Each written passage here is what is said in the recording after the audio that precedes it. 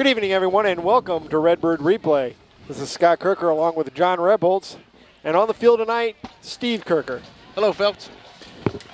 Guys, Metamora comes in tonight with a 3-1 record, 2-0 in Mid-Illini Conference action, and they're taking on a Dunlap team that played very well last week against a very good Washington football team. They're like I said, 3-1. They got to come in tonight thinking that they've got a really good chance to play with Metamora and possibly pull the upset off. It's a jam-packed house. It's homecoming for Metamora. This might be kind of somewhat of a trap game. Washington's first couple scores last week were actually defensive touchdowns, a couple interceptions that they took back. They held the Washington offense in check a good chunk the first half last week, and then Washington did what a lot of Washington teams do. They just found a way to win. Yeah, the one thing I think Metamora has in their advantage tonight is that they're not real big up front. They're good at stopping the pass, and that's what Washington does. Metamora is going to grind the football, and you better have some big boys up front to stop that grinding. One of the guys you're going to have to watch for from Dunlap is number 25, Nick Mangieri. He signed with Indiana in the Big Ten as a linebacker. And we'll see tonight. We'll see. We've had some Big Ten players on our side of the field before, Mr. Brad Herman, and we saw what kind of a player he was. And the big word you use to describe Mangieri is athlete. They like to use him wherever they can, try to get the ball in his hands. There was even some talk in the offseason that he was going to be their starting quarterback going in until somebody else stepped up and took those reins, which certainly freed them up because they like to have him on the defensive side of the ball. But we'll see him all over the field. Why don't we take this time now and talk to Metamora assistant coach Nick Dolinsky. Well, here we are once again with Metamora assistant coach Nick Dolinsky. Coach, thanks for coming up once again. Actually, you're down on the field tonight, but thanks again. Here we are, week 5 already. Man, this season's just flying by, isn't it? Well, I think we have this conversation about every year about this time of, where did the first 4 weeks go? And we got 4 weeks to go, and this is a big point in the season where you got to start making a decision what your program and what you're going to be as a team. So hopefully we've started to figure some pieces out and we can put them all together tonight and have a good performance. We'll start off with a little something about Dunlap. They come in, they played really well last week against a very tough Washington team and kind of fell apart in the fourth quarter. But they've got to come in tonight feeling probably pretty good about themselves. Well, I think so. They got the best player in Central Illinois area, and Mangieri going to Indiana. So, obviously they got a lot to hang their hat on. He's a big kid, and he's physical, and he runs well, and they do a lot of things with him offensively and defensively. So, that's something to start with. And the quarterbacks had a real good year, and their running backs really put together some really nice runs. And, the more we watch him, the more impressed we are with what he can do at the football. And we got to make sure we're accounting for him and the quarterback in their run game because they're both dangerous. So there's a lot out there that they can do offensively, and then defensively they've played pretty well. They shut Washington down pretty much for the most part and made Fisher make some bad decisions. And so they stress on the big play offensively and defensively. Try to turn you over and they bend but don't break, and they've had a lot of success with that. Offensively, are they going to throw the ball more? Are they more? I know they've gotten away from being a running team. They do like to throw the ball, but are they more balanced now? Well, they're pretty balanced when we go through our charts and our stats for what we did and our scouts. So.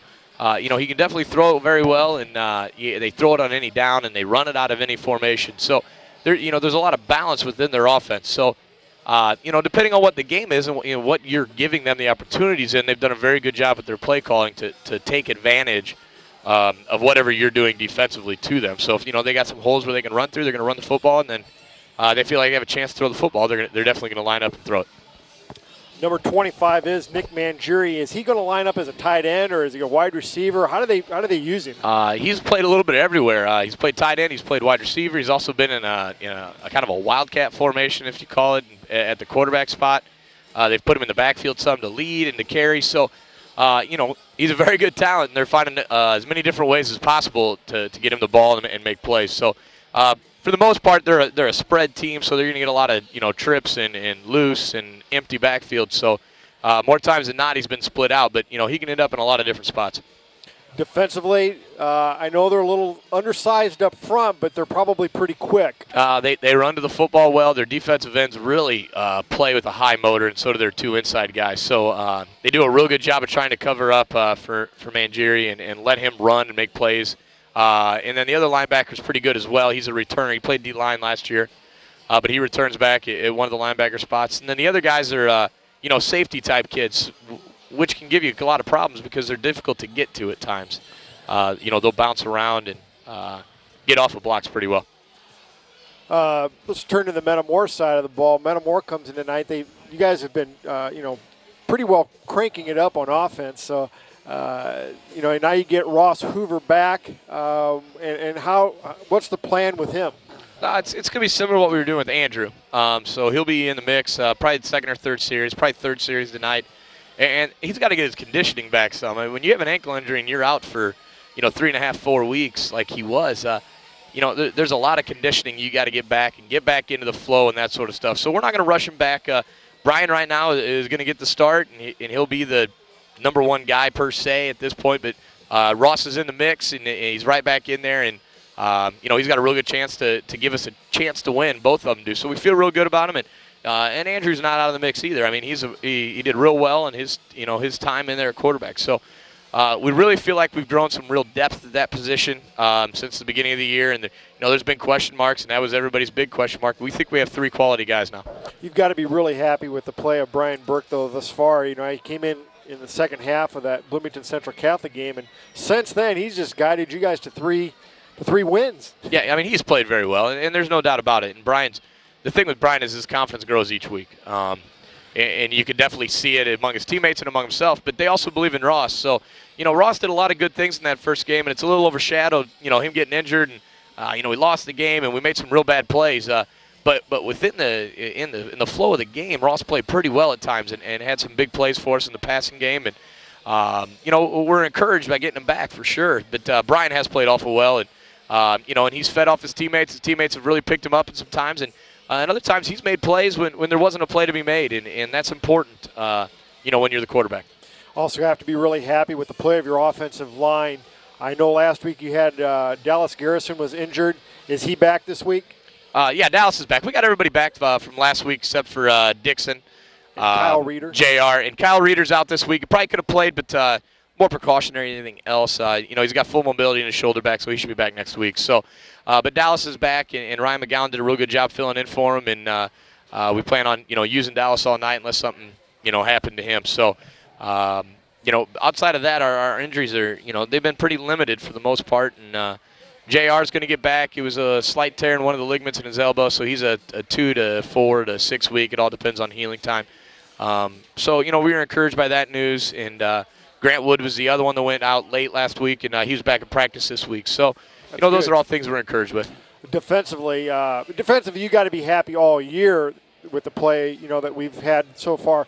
I thought you've seen very few solo tackles. Everybody's been gang tackling. You got to be very happy with that. We felt that we've really, we put a point of emphasis on that after week 1, and even in week 1 we did a real good job of getting the ball. But we knew the kid from South Elgin is as tough of a back as we're going to see, and our kids bought in, and they understand the fact that we need to gang tackle and everybody get to the ball and be physical around the ball. And I think they've kind of found their identity, and that means that people are starting to notice that they fly around and they run around and they hit, and there's a lot of them.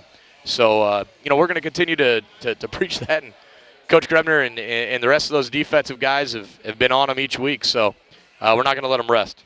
Well, once again, thanks a lot for spending some time with us, and hopefully we bring home a W tonight, and we'll see you next week at Pekin. Happy homecoming. Welcome back to Malone Field. We're here. Metamora is getting ready to come out onto the field. You guys, why don't we take a commercial break? When we come back, we'll talk a little bit about the start of this game. We're about 2 minutes away from kickoff. So why don't we take a break now for a commercial?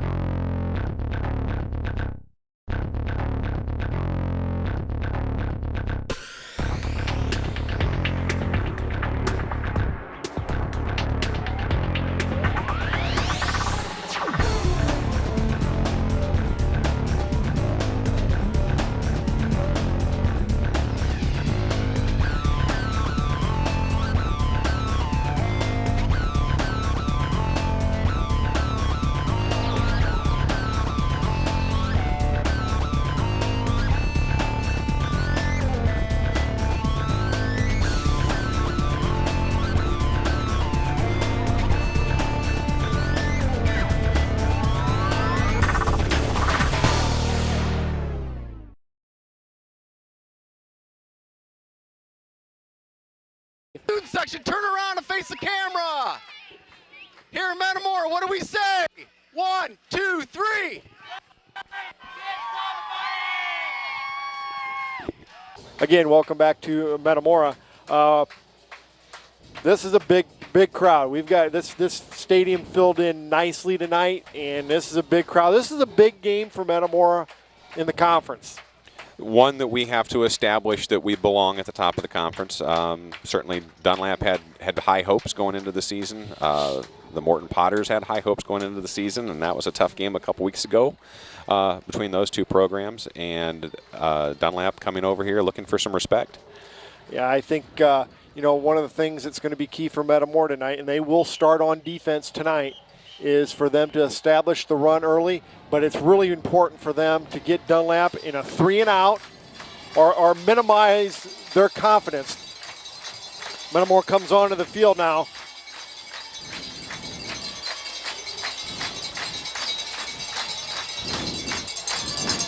We'll go down in just a few minutes to the sideline reporter, Steve Kirker.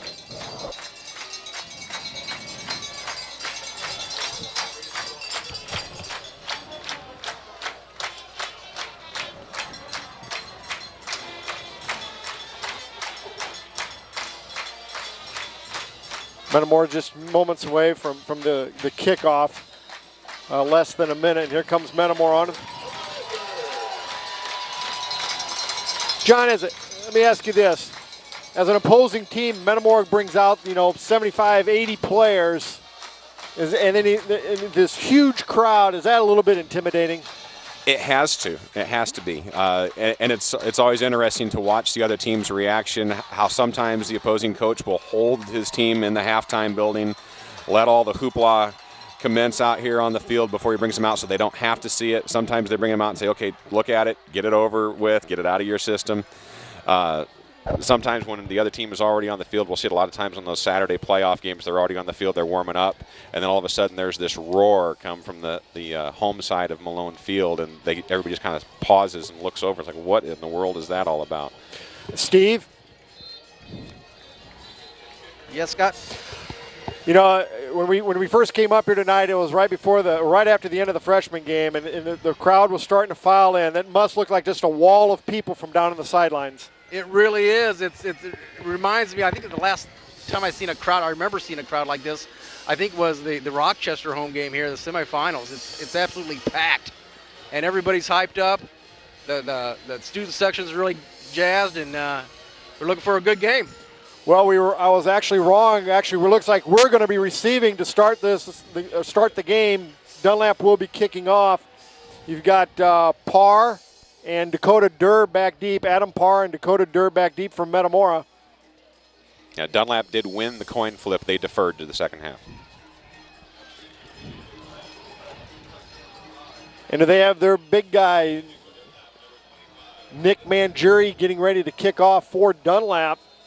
Again, it's Adam Parr, Dakota Durr, and it looked like Jake Smith on that far side. Big hit for him last week.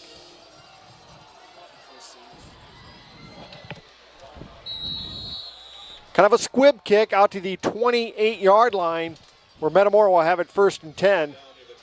36, Lincoln Garber getting that one covered up. It's a nice job. Squib kick like that.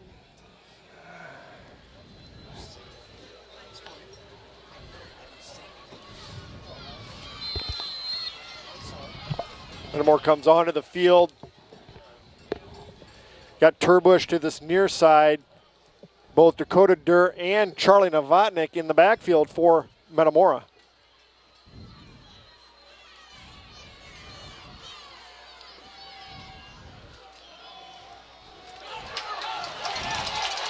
Big gain for Dakota Durr, and he could go the house on the first play from scrimmage.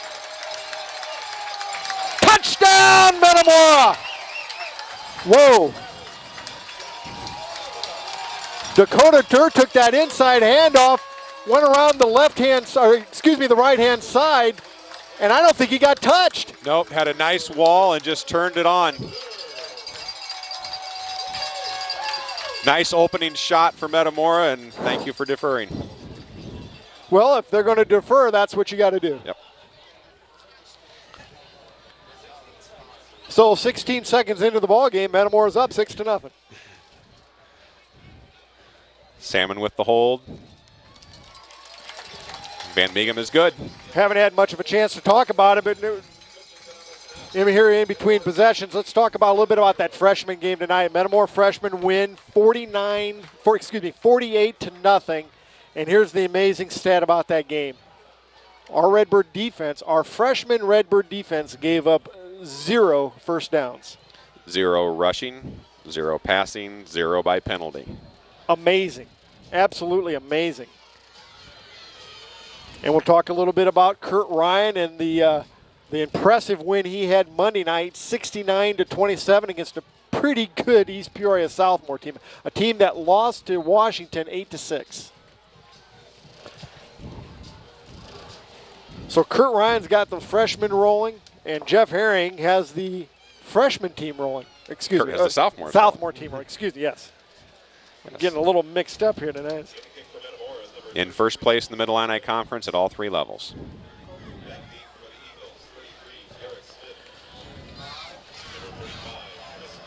Smith, number 33 for Dunlap, and 35, Chris Eberlin, back deep for Dunlap. 33, Austin McVeigh kicking off. Big hit.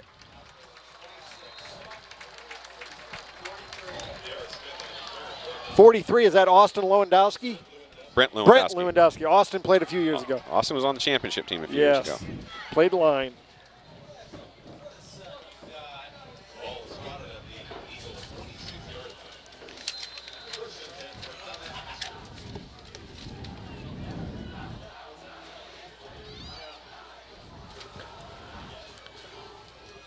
So Metamora comes out with an extra defensive back in the set. Only 2 linebackers out there, Melindy and Scott.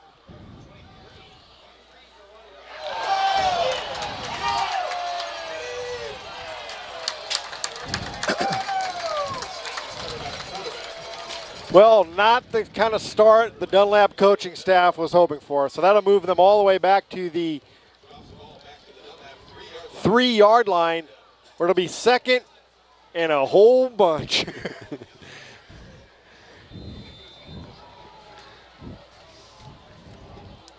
I think they may have snapped it on just 1 count too soon. I don't think he had his eyes on the ball at all.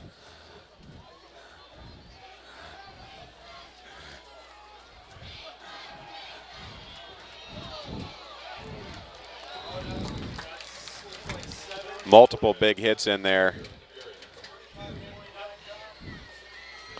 Well, Courier's not going to be able to finish the game if he's going to take the pops like that. So that'll bring up a third. Third and still 33. a lot. Coach Delinsky did mention in the pregame that Mangieri will line up in that quarterback slot, kind of a wildcat formation, so that may be some ways to take some hits off of Courier as well.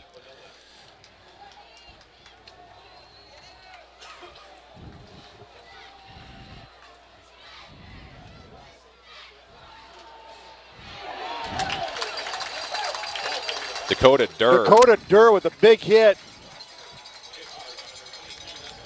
Is that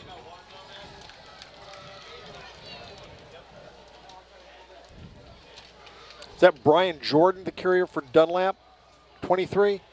Or was it? Byron Jordan? Byron Jordan. Brian Jordan was an old outfielder for the Cardinals. Yes, he was. And defensive back for the Atlanta Falcons. Yes. Adam Parr back to receive. Cuts back again. What a run by Adam Parr.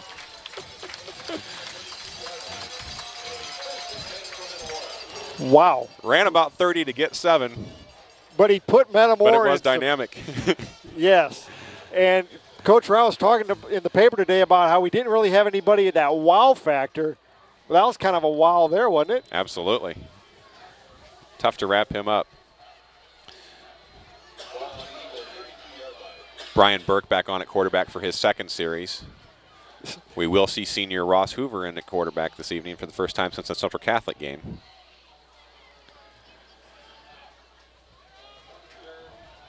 Durr off that right side again. That'll drop his average for the night.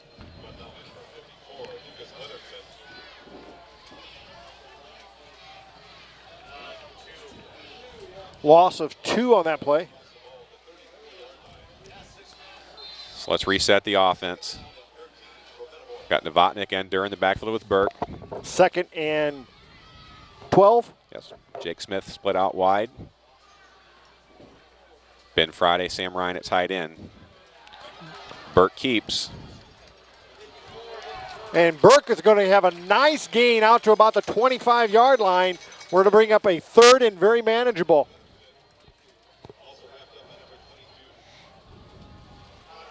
Metamora, no huddles. Line's on the ball. Nice play by Brian Burke. This is Metamora will play the numbers game and try to keep that Dunlap defense on the field and wear them out. Line up and go. Sam Ryan back on at tight end. Chad Roth at wing in the topper formation to the left. Give us a Novotnik. He's very close to the first down. And he's going to be about 1.5 yards short.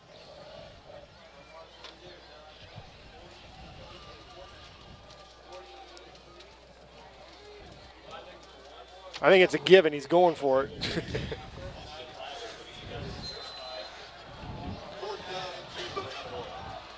Jake Smith out. Another wing back checks in. That's Austin McVeigh on the right side.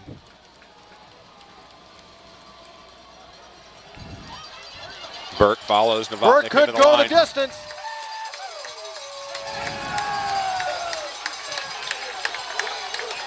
Touchdown, Metamora. Brian Burke got to the pylon. For a second there, I was thinking they weren't going to give it to him. If he knocked the pylon over, it's a touchdown. If you're laying in the end zone with the ball, it's a pretty good indication.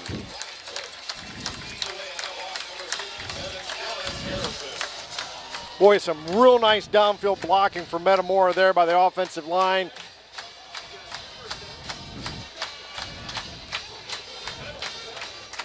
Nice to see Dallas Garrison back in the mix after missing a good chunk of the second half last week with an injury.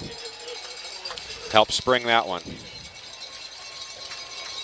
So Metamora, with just over 7 minutes to go here in the first quarter, Metamora jumps out in front, 14-0.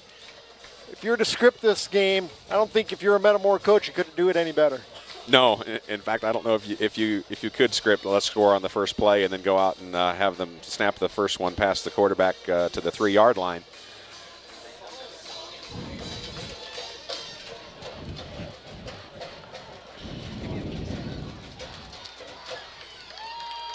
Dunlap Eagles have to be a little bit shell-shocked right now.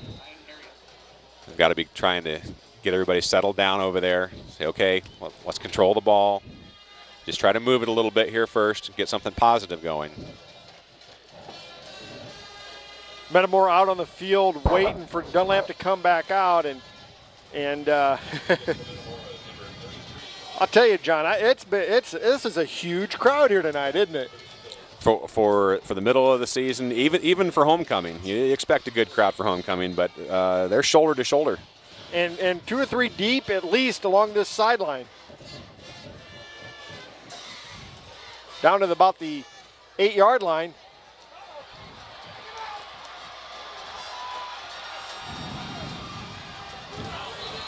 Austin McVeigh with the tackle.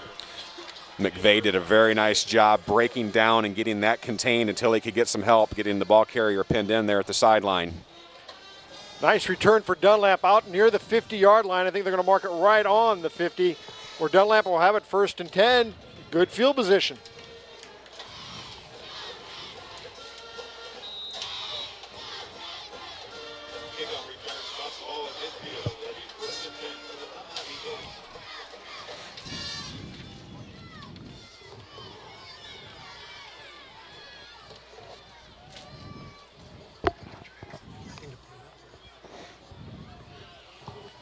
So Dunlap comes up to the line of scrimmage.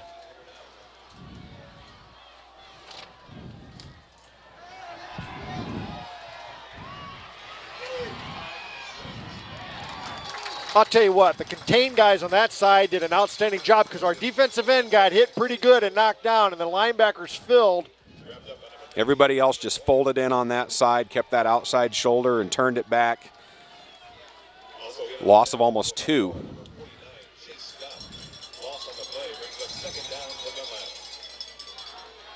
I'm not sure who the defensive end on that side was, but he got hit pretty good.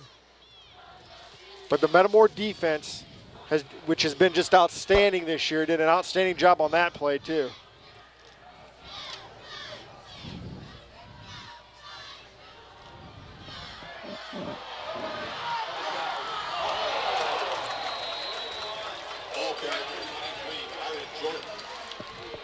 .23 Byron Jordan on a big carry off the right side. He was tripped up there. He was gone. He had a nice little burst. So that'll be the first down for Dunlap as a school tonight.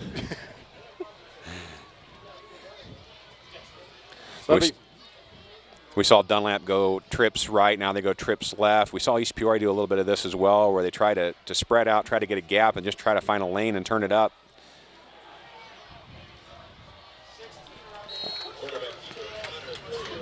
Connor Curry, he does a nice job of riding that ball carry into the line of scrimmage and pulling it. Very sound. 16 Melindy on the stop.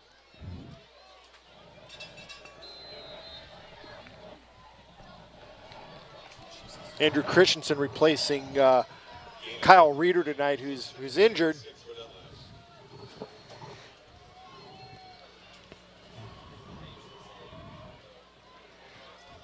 No backs in the backfield.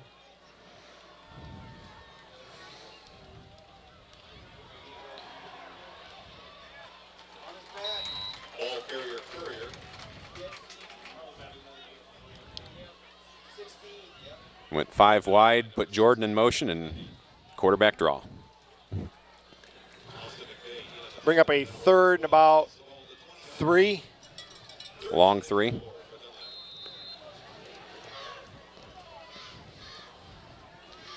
Just under 5 minutes to go here in the first quarter. Metamora up 14-0.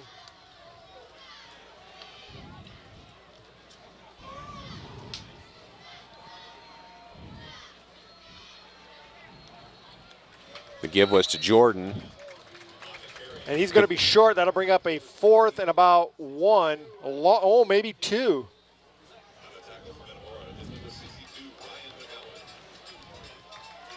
Big down for the Metamora defense. Big down for the Metamora defense. Ryan McGowan on that last stop. The Metamora faithful starting to make a little noise.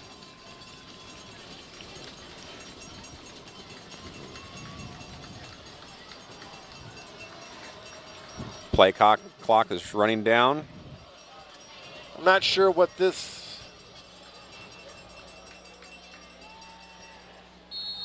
He's going to call timeout with 1 second. I'm not sure.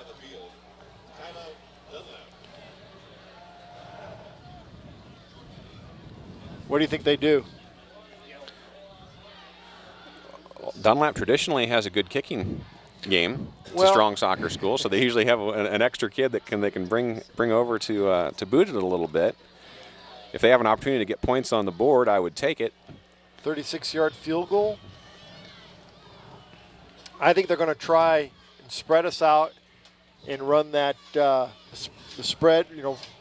Have the quarterback ride the fullback into the hole, pull it. Look for a seam. Look for the seam. He's a pretty good runner. Reads the defense very well. Mm-hmm.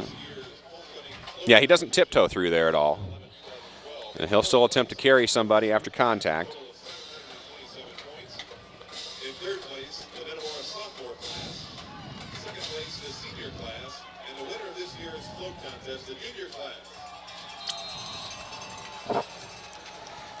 4th down and 3 for Dunlap. Empty backfield again.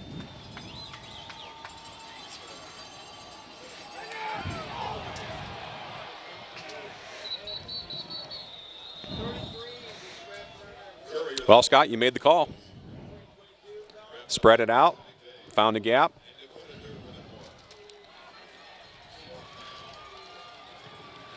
So they'll pick up the first down to about the 14-yard line. And the doggone thing is, Andrew Christian was there. Yeah. He was there to make the play and just didn't get him wrapped up.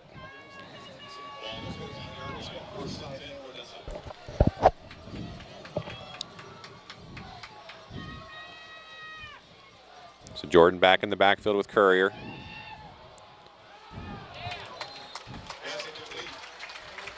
Good coverage by Bowers. Yep. Bowers running stride for stride, got his hips turned, got the hand in there, knocked it away.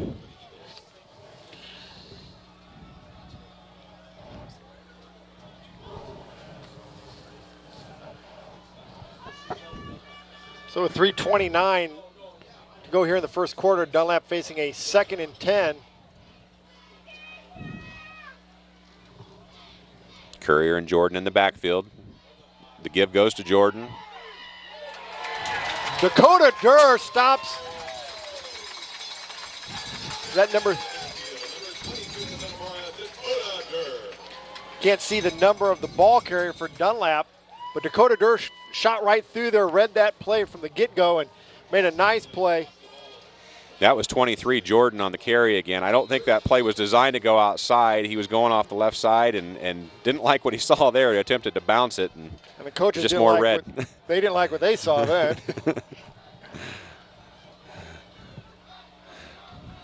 Jordan checks out of the game. Dunlap 5 wide. 3rd and 13. Big down for the Metamora defense once again. You know, that's good down and distance football right there.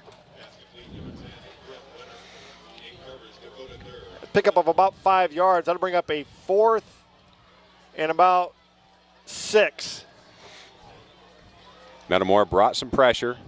Zach Melendi got there just a little bit late, but he still laid a pretty good hit on the quarterback.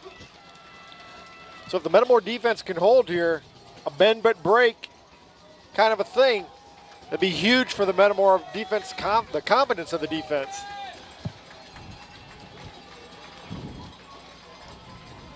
Jordan in motion. Give goes to Jordan off the left side. Nothing there on the cutback. Oh, that's great play by Dakota Durr, and that whole defense just slid right down the line and contained. He had nowhere to go. Everybody just flowing very well with the ball.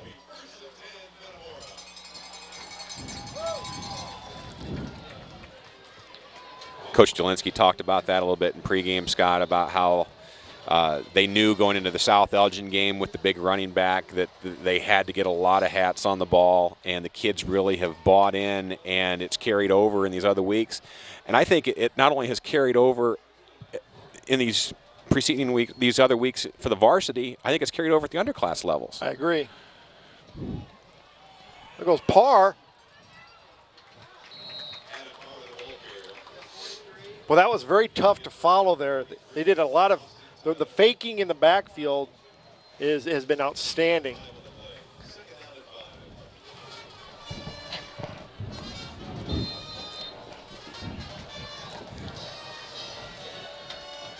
Nice first down play. Minute 24 to go here in the first quarter.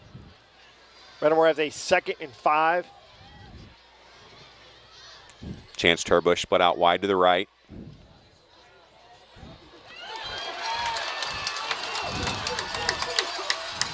Nice cut. Oh, Brian Burke. Just running a little option off the right side and turned it up himself, and they maintained pitch relationship coming downfield, and he just kept picking up yards as he went. Chance Turbush coming back and get a big downfield block there as well from that receiver spot. And he made a nice cut at about the 50-yard line to pick up another 5 or 6 yards, but outstanding play by the junior quarterback.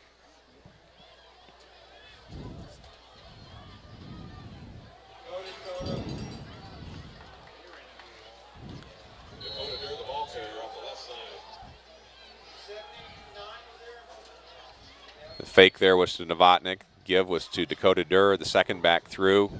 Gain of about 1.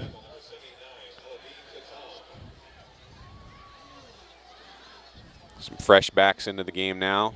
Well, you wonder what's going on here now. You got 2 quarterbacks in there with Andrew Dixon. Andrew Dixon, one of the many quarterbacks on the roster, lined up at the left wingback spot.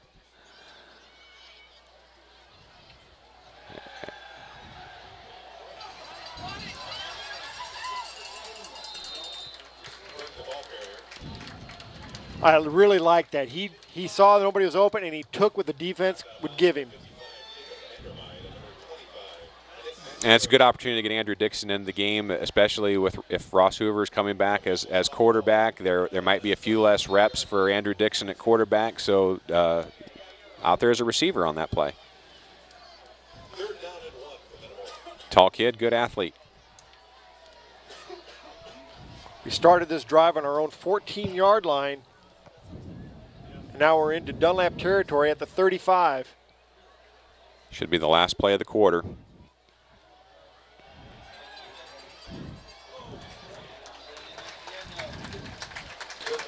Burke off the right side picks up the first down. That'll be the end of the first quarter.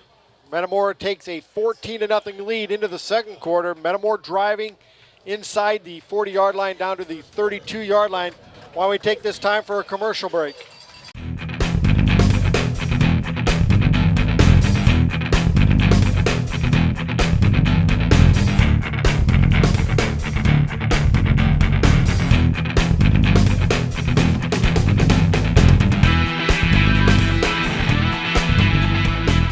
Getting ready to start the second quarter.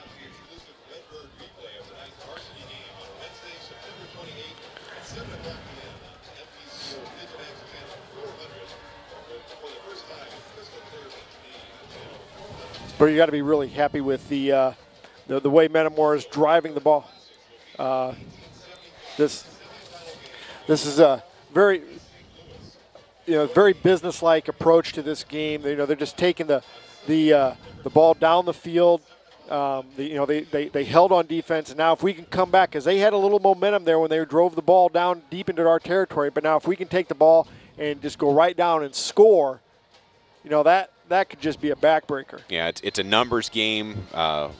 We're leaning on them. We're using the size, using the numbers, wearing them down, and it can be so deflating to punch another one in here now. Chucky Novotnik off the left side.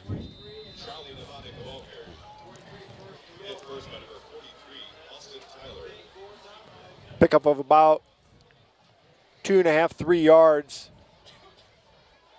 Dakota Dirk comes back into the game. It almost looks like their plan, the Dunlap plan on defense, is to stop Novotnik. And they've kind of forgotten about Burke and Dakota Dirk. That is a big mistake.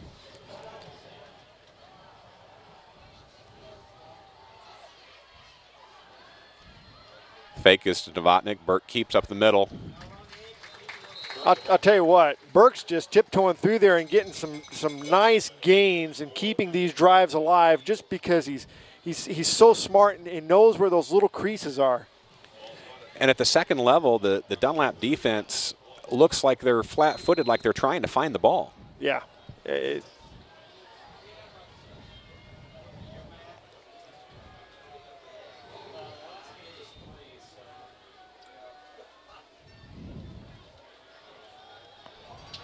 Oh, Burke was an eyelash.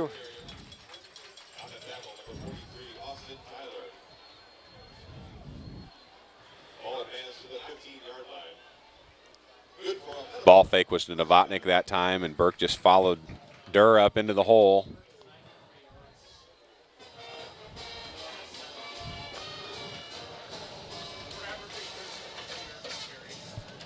Chad Roth back in at wing. Chance Turbush, receiver on the right side.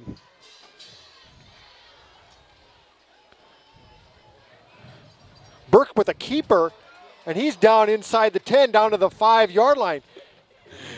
And he faked that so well, they thought Novotnik had the ball. And the first person he was hit by was Chad Roth, his wingback, out there to block. He turned around to find where Burke was at, and they collided.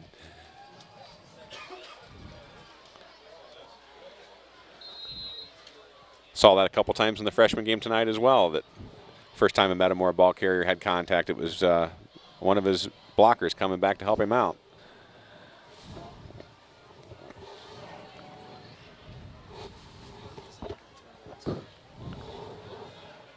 Charlie Novotnik, touchdown Metamora.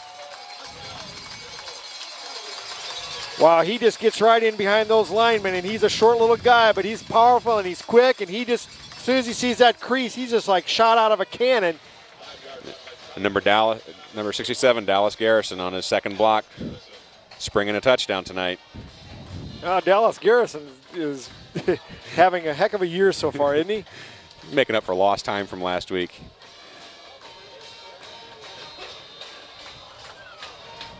Van Meegum is good on the extra point. Not just under 10 minutes to go in the.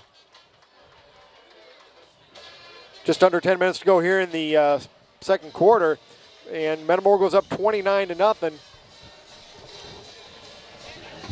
21-0. 21-0.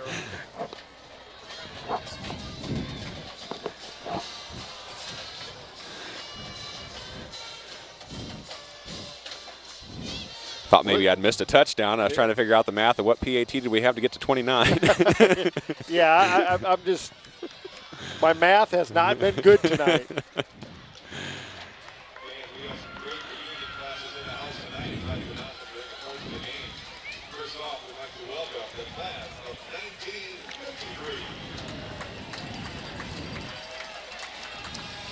Hey guys, I looked into that 50-50 tally. And? I didn't get a number. You did get a number. They actually stopped selling the tickets early tonight. I guess they ran out of tickets or what, but it looks like a big one though. Yeah, it certainly does.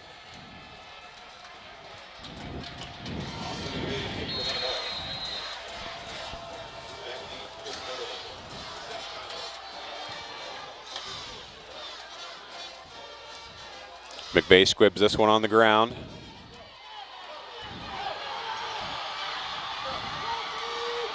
Dunlap finds a seam.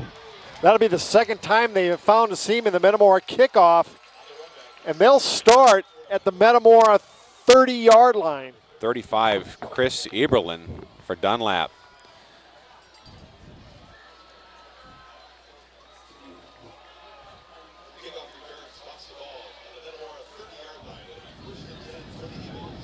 Well, we'll see if our defense is going to be up to the challenge now. I think we found a point of emphasis for practice this next week.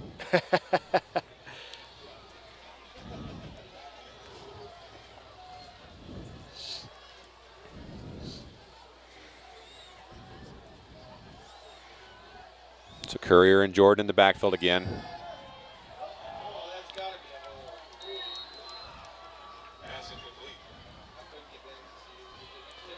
Metamora was able to put on a little bit of pressure, forced him to throw the ball probably a little sooner than he wanted to, and it fell incomplete. So that'll bring up a 2nd and 10 for Dunlap at the Metamora 30-yard line.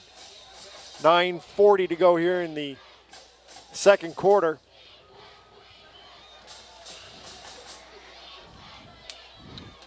Be interesting to know if Courier is trying to be a little more precise after having a couple passes run back on him last week for touchdowns, if he's trying to be too fine with it rather than just let it go.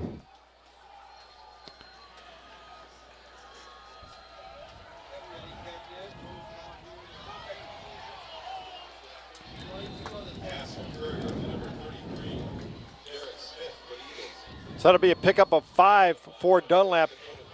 It looked like Metamora had defensed that pretty well. He was still able to pick up 5 yards, though. I think we had it defended as it was a pass, and then when the quarterback sprinted towards this side, we had to honor that and yes. come towards him like he was running an option, and then he had an open receiver. Very tough play to defense.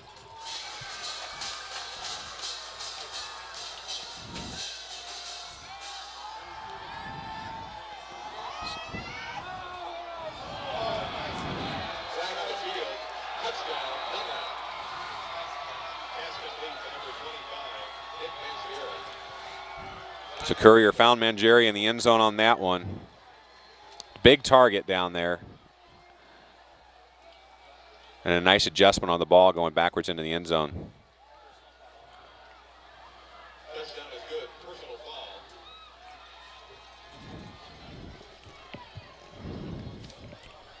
So an unsportsmanlike conduct against Metamora. So it was a. The touchdown will count. I couldn't see who caught that ball for Dunlap. That was Mangieri. Was it Mangieri?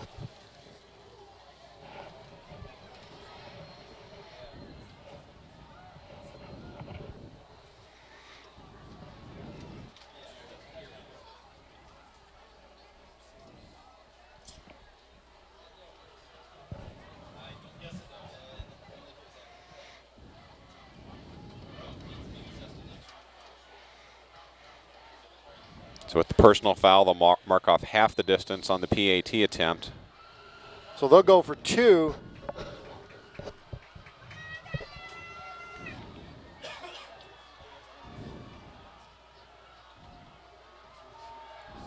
Courier throwing again.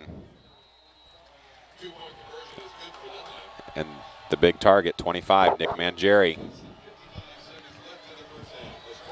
Brings the score to 21-8 with 8:55 remaining in the second quarter. Fans,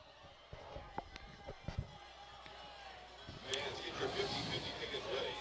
Tonight's drawing is worth $1,641. So a $1,600 50-50 drawing tonight. And here is tonight's winning number. 263-903. Once again, tonight's winning number for $1,641. I think the one thing that, you know, if you're Dunlap, you've just scored, but now you got to figure out a way to stop Metamora because you haven't done that yet. And Metamora has not had to throw yet. No, they have not.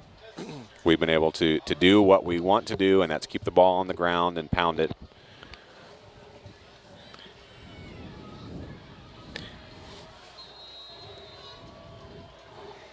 Now, do you think they're going to try that squib type kick once again?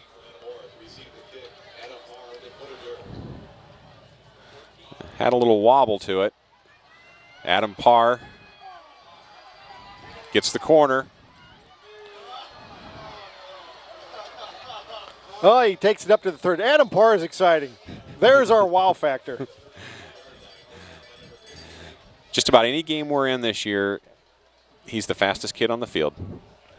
And any opportunity we can get the ball in his hands, we could see something special. Yes, we could. And the fun thing about Adam is there are fast track kids that play football. He's a football player. Yeah. Yes, he is.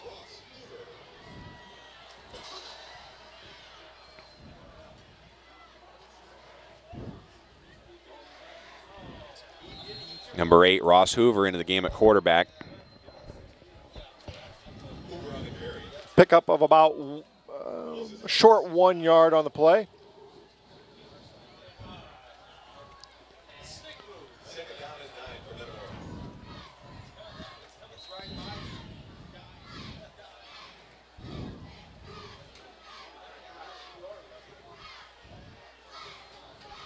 Hoover, Novotnik, and Roth in the backfield. Turbush split out. The give is to Novotnik. Boy, he's just an eyelash away. So to bring up a 3rd and about 7 yards to go, 8 yards to go. The tackler had Chucky's ankle coming through there, and he just couldn't shake loose. You think now would be a good time for that double handoff? Yes, I would. It's always a good time for the double handoff once you've established the fullback. And there you go. And there goes the double handoff. Austin McVeigh.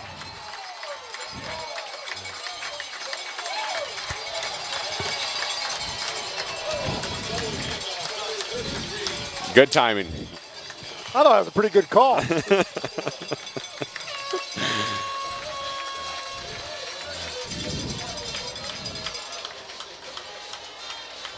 Well, they had him sucked in, and then he was able to pop it outside, and boy, we answered in a hurry, didn't we?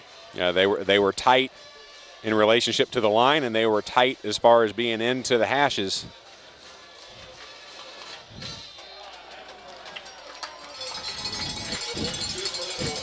Preston Van Meeghem, good on the PAT, brings us to 28-8. 7:27 remaining in the second quarter. Well, when he got that handoff, there was nobody there, was there? No, I think Austin actually kind of looked over his shoulder when he saw all the green, like, is there a whistle? There's nobody out here. Nobody's coming after me. Okay, time to run.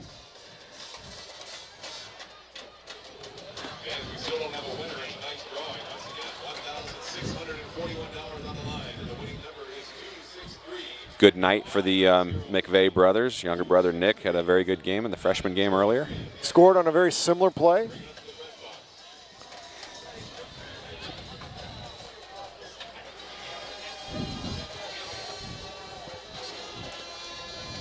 Nick also 33 at that freshman level and also handles the kicking duties.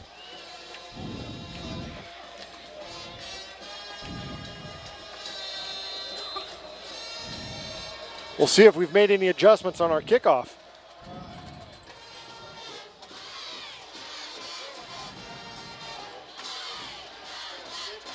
Much better.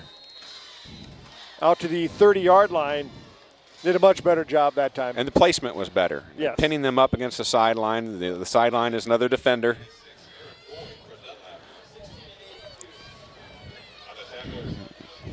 Zach Melindy. And Jimmy Beaver on the stop.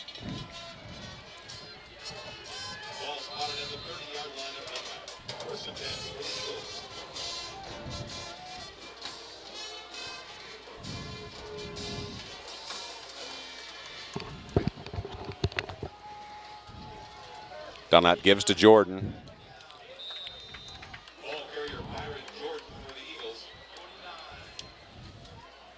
Chase Scott there on the stop. Took him a little higher than he normally would and went for a little bit of a ride. Well, Ross Hoover comes in his first possession after the injury. What's it, 3 plays and a first down or a touchdown? Yeah, and Burt can walk over and say, yeah, but I did my first one in one.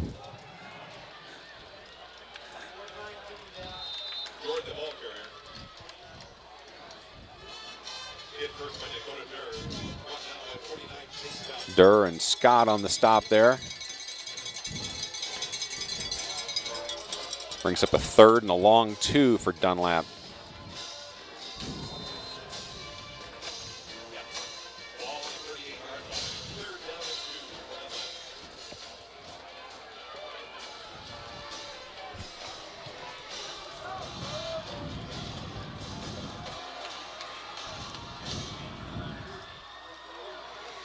Courier gives to Jordan. Oh, and he ran into Mr. Brandon White.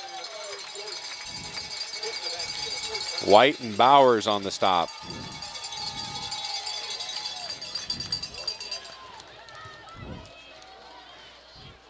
Jordan took the handoff. He got to the hole.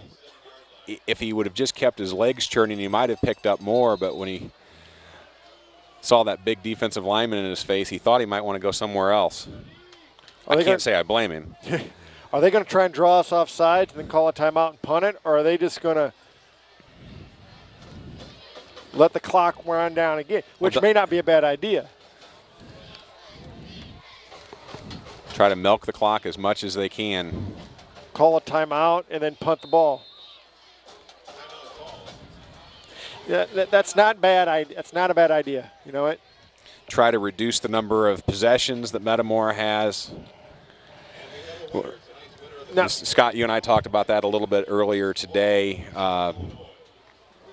Don't necessarily have a great feel for Coach Caslett's rhythm, but when Coach Alderman was at Dunlap, the Dunlap games were always closer than sometimes maybe what even the talent said they should be, because he always managed the clock very well and didn't give Metamora a lot of those extra possessions, didn't stop the clock with a lot of the extra incomplete passes and that type of thing, and tried to keep things as close as possible with the clock to give his team an opportunity.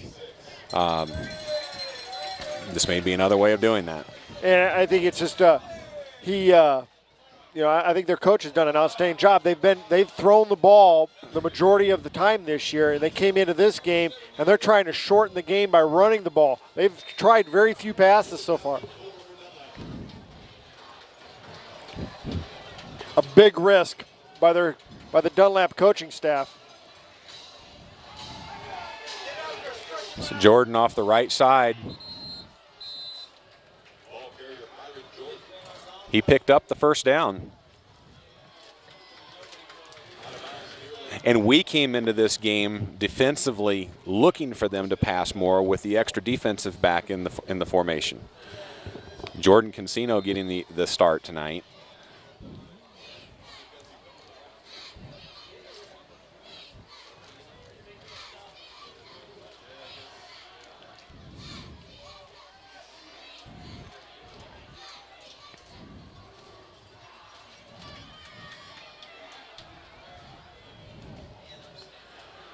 Courier gives to Jordan again. McVeigh on a nice play, strung that play out real nice.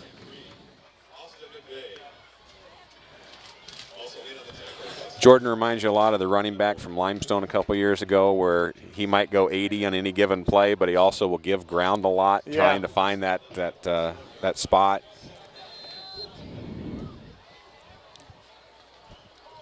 Too bad he didn't do that on the play earlier.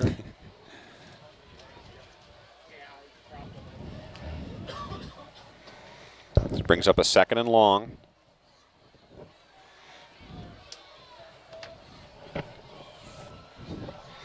Dunlap trips right.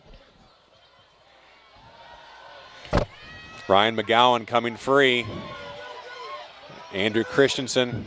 Courier just gets free off that left side. Short gain.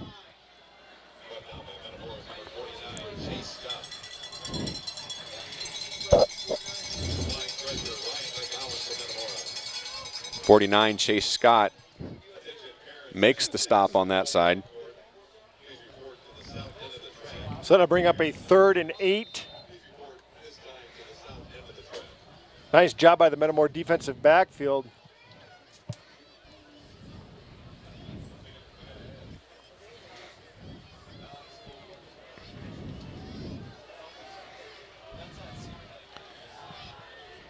Mangieri split out wide to the right.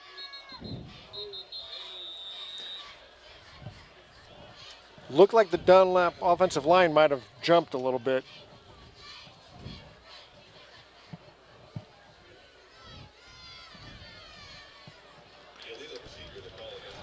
So that'll back them up even further and make it a 3rd and 12, 3rd and 13.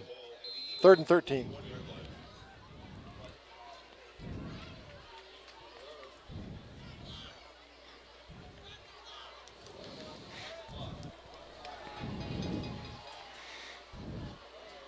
So the clock restarts.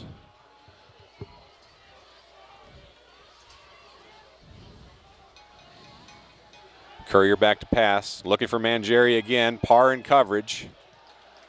Mangieri overthrown at about the 25-yard line, brings up 4th and 13. Steve, you're down on the sideline there. Does Mangieri look that big? I mean, yeah, he really does look that big. He's a man out there, definitely. Does he dwarf Adam Parr? He dwarfs just about anybody out there. He kind of reminds me of Herman.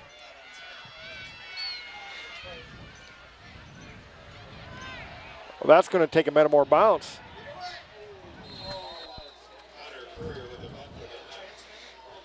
Short punt covered up by number 49, Chase Scott.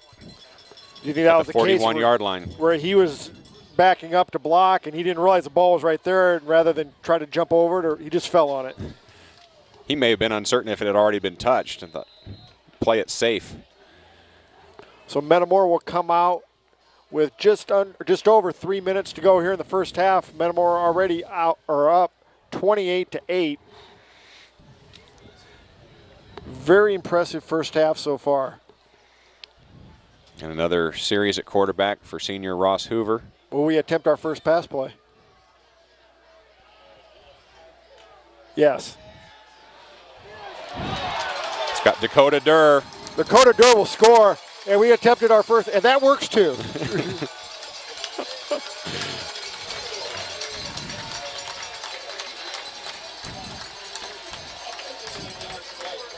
So we've got Brian Burke over 100 yards rushing in the first half. Dakota Durr well over 100 yards combined yardage in the first half.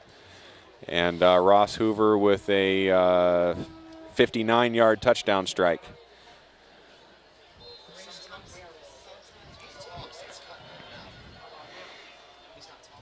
So offensively, the Redbirds still looking very healthy. Preston Van Meeghem, good again. 35-8. 5 for 5 on the PATs this evening. So that took all of 5 seconds.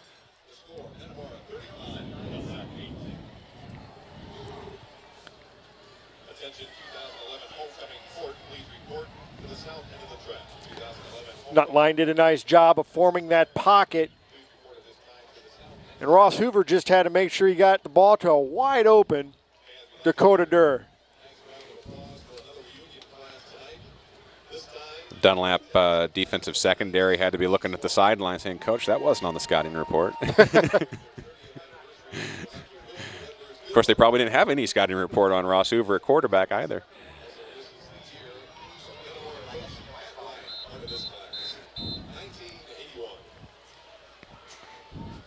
So head coach Pat Ryan is celebrating his 50th class reunion, I believe.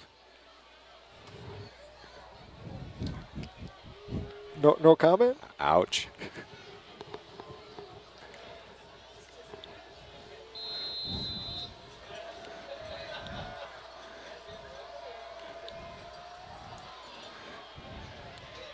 Down to the 3-yard line.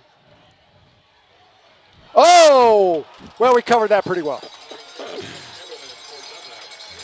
Eberlin on the return found number 82, Jimmy Beaver.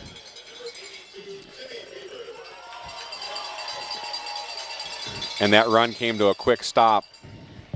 He covered that pretty well.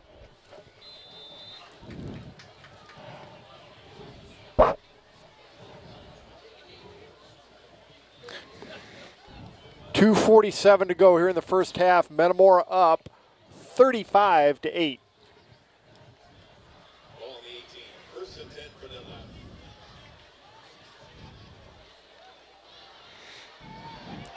Courier on the keep on the right side. There was a hold on the right side. Mangieri just manhandled the defender on this side, had him in a full bear hug. No flag on the play.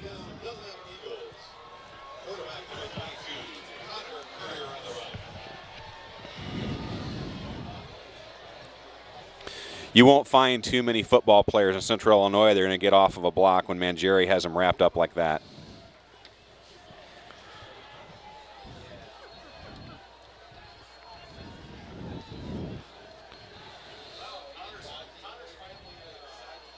So the play stands, brings the score to 35-14 with 2:33 on the clock.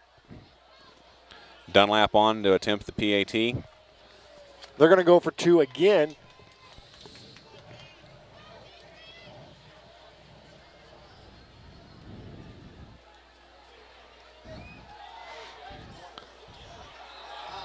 Passes to Mangieri.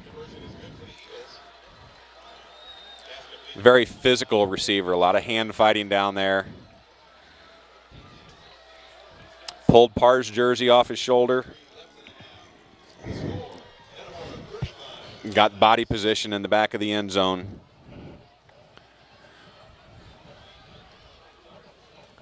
Thing of it is that's a one-play drive. That's not like your defense had, got manhandled for an entire drive. No.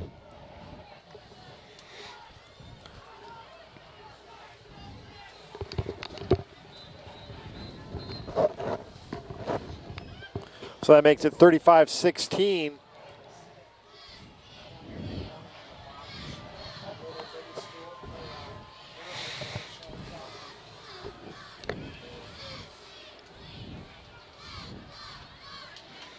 I think we came into this game very conscious of where Mangieri was. We may want to spy Courier. The way he's wanting to sprint out, he's a threat running the ball. He's a threat to throw on the run. Probably need to have somebody in his face a little more.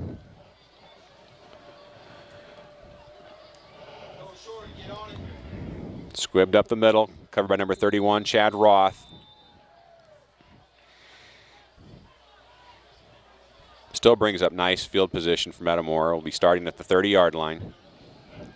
2:32 remaining in the first half. And it looks like it'll be Brian Burke again. Also at halftime, we'll be introducing the 2011 homecoming court.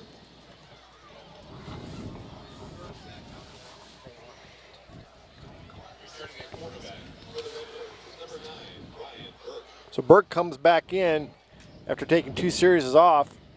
We still scored, though. Double handoff goes from Novotnik to Roth. That one went to the other side. That's the first time we've seen that. It's a rare carry for 31, Chad Roth. Usually the blocking wing back, but it's good to see him get a few carries just to keep the defense honest. They need to know on the scouting report that he will carry the ball. So I bring up a 2nd 11 with just over 2 minutes to go here in the first half. Burke keeps.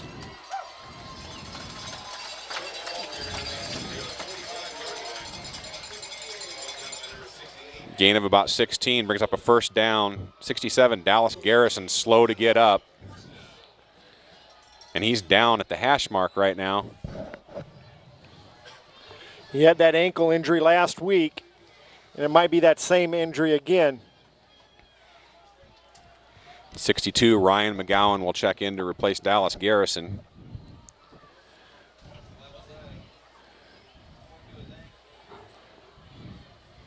Coach Ryan and the trainers on to check him out.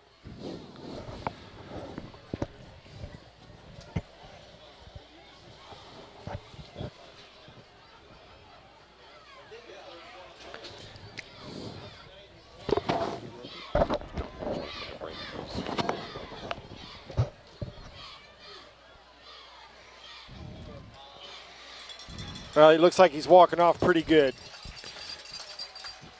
A couple sophomores hustled up to get out there to give him a handoff. He wanted to get off himself. He's a tough kid. Nonetheless, Burke was able to pick up a big chunk of yardage with just under 2 minutes to go. Burke back to pass. He's got Sam Ryan just a little overthrown at about the 35-yard line. Nice call on first down. Keeps the defense honest. Well, it doesn't even look like Garrison's going to go over to the bench. He's just talking to the trainer. I think maybe tweaked it a little bit. He didn't like the fact he didn't get back in the game last week when he had an injury. He's going to try to stay away from the dock as much as he can.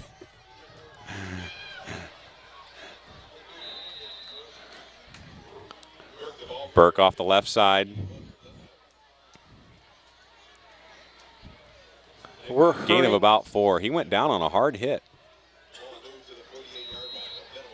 Kind of got turned around in there, took one in the back.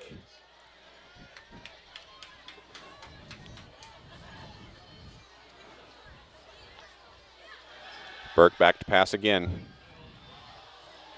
I believe that got tipped, didn't it?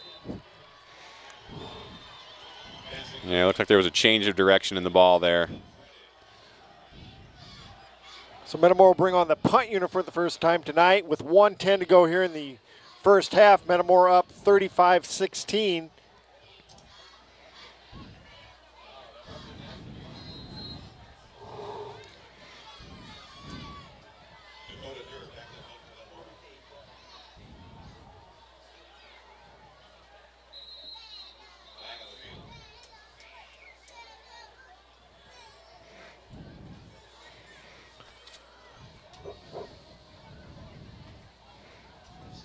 Not sure, Scott. Did we not have enough on the line? Oh, it's offsides on them. That could mean a big change in the call for head coach Pat Ryan. 4th and about 1 now after the penalty. And the offense will be coming back on the field. So that brings up a 4th and about 2.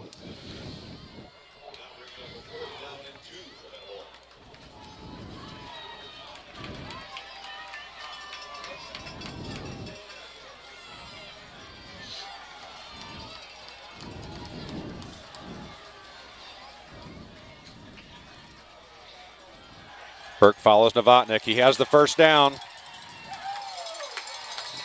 He's taken out of bounds at about the 30-yard line. And they're going to call a clip on Novotnik, but it's going to be long past the first down.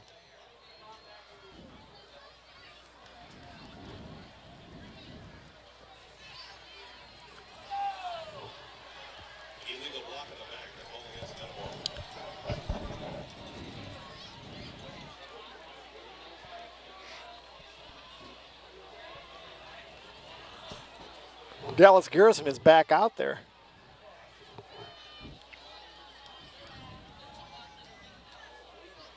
So that'll still give us a first down.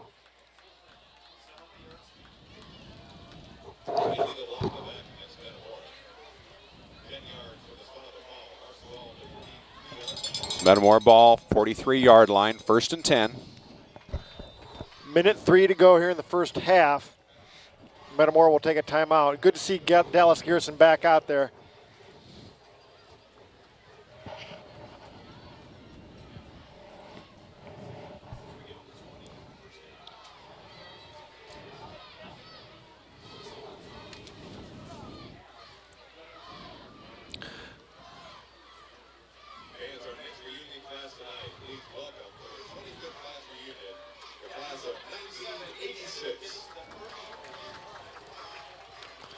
A lot of class reunions tonight.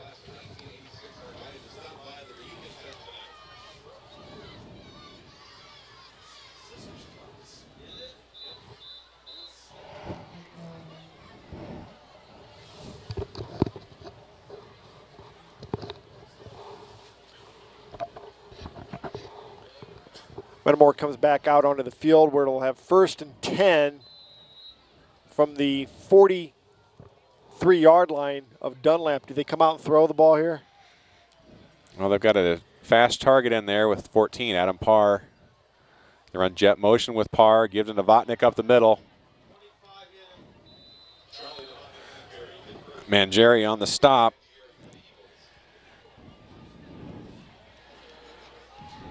Clock is running now, under 50.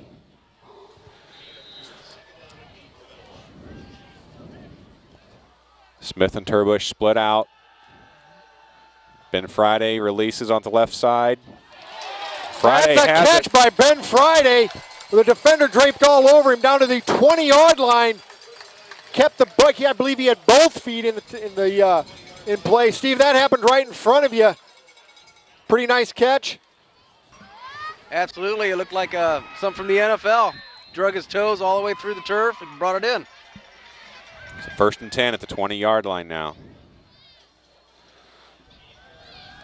Burke keeps. He got down to about the 15-yard line where Metamora will take a timeout with 26 seconds to go. Boy, he just waits back there patiently and then gets through that hole. Pickup of about 4 yards. We're going to have some gaudy stats at halftime. Next up tonight in our reunion hit parade, please welcome the class of 1991.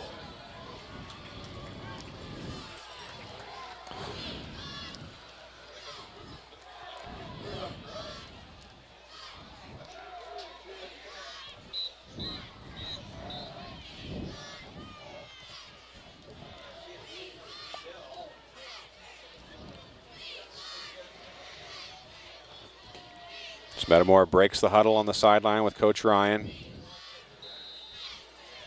Adam Parr split out wide to the right.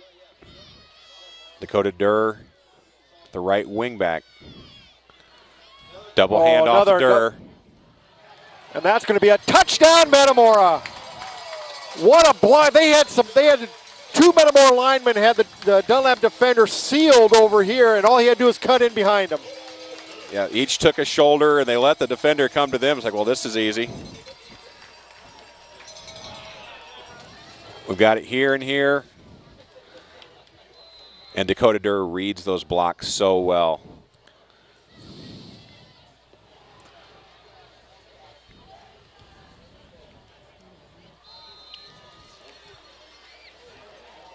Wide. 41-16 with 19 seconds to go here in the first half. Offensively, outstanding. Defensively, they've had two big plays. 19 seconds left in the first half. The score, Metamora. Yeah, Dunlap has done nothing offensively to sustain anything in a drive. It's the two big plays, and I'll dispute the last score. I still don't like that one. Yeah.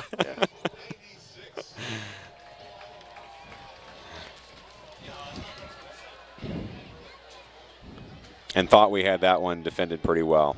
Yes. Yeah, I have to agree. But now comes the one thing that Coach Ryan will probably have to do a little bit of adjusting on is our kickoff coverage team. Although the last time down they did an outstanding job.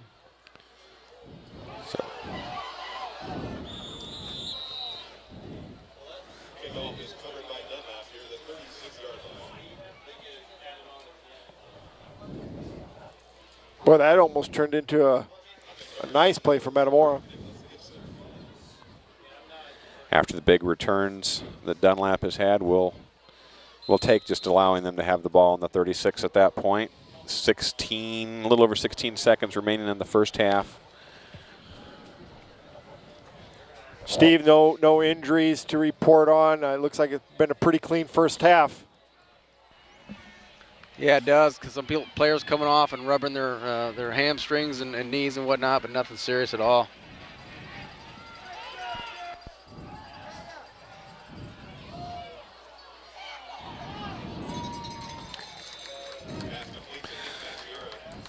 Pass was complete from Courier to Mangieri.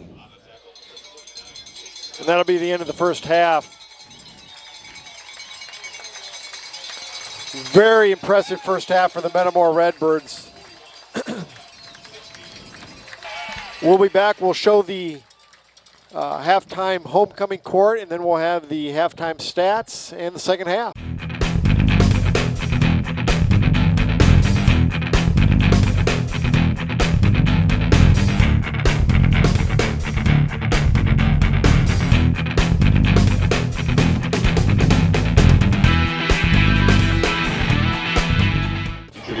Freshman attendance, Jennifer Satoff, daughter of Julie and Bill Satoff.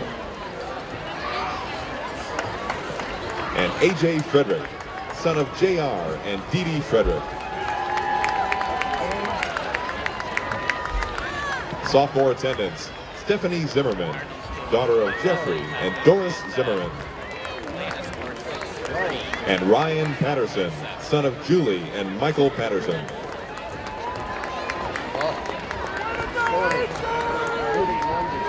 Junior attendance tonight, Jolie Zwick, daughter of Cheryl and Stan Zwick.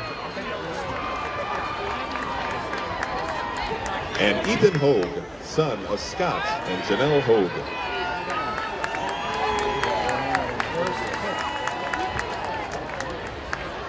And the senior attendance, Hannah May, daughter of Amy and Brad May. Charles Fenner, son of Sally and Peter Fenner. Kristen Rao, daughter of Deb and Rick Rao. Jordan Rao, son of Deborah and Kevin Rao. Anna Galandri, daughter of Molly and Joe Galandri. Max Daniels, son of Kim and Mark Daniels.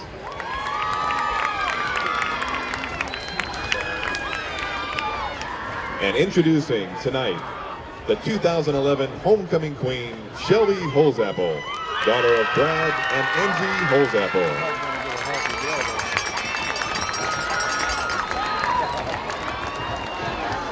And tonight's homecoming king on the field tonight, but with us here, son Andrew Christensen, son of Brian and Rebecca Christensen.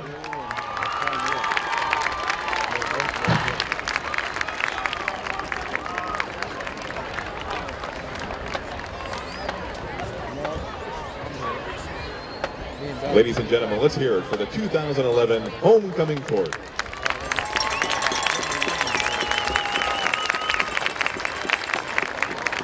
Please welcome back to Malone Field your marching Redbirds.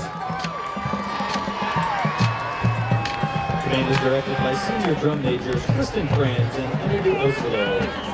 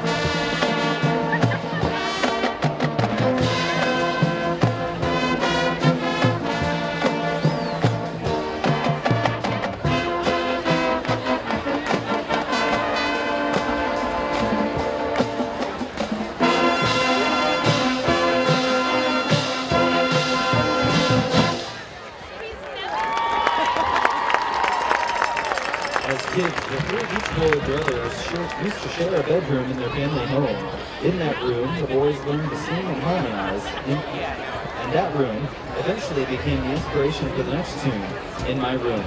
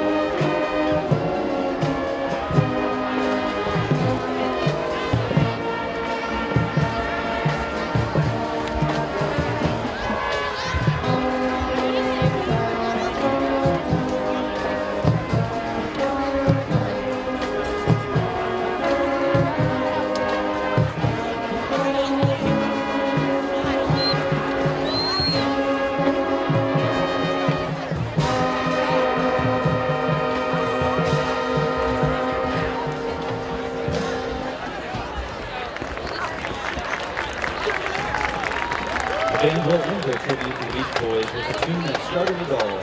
I Get Around was the Beach Boys' first #1 hit song in the United States.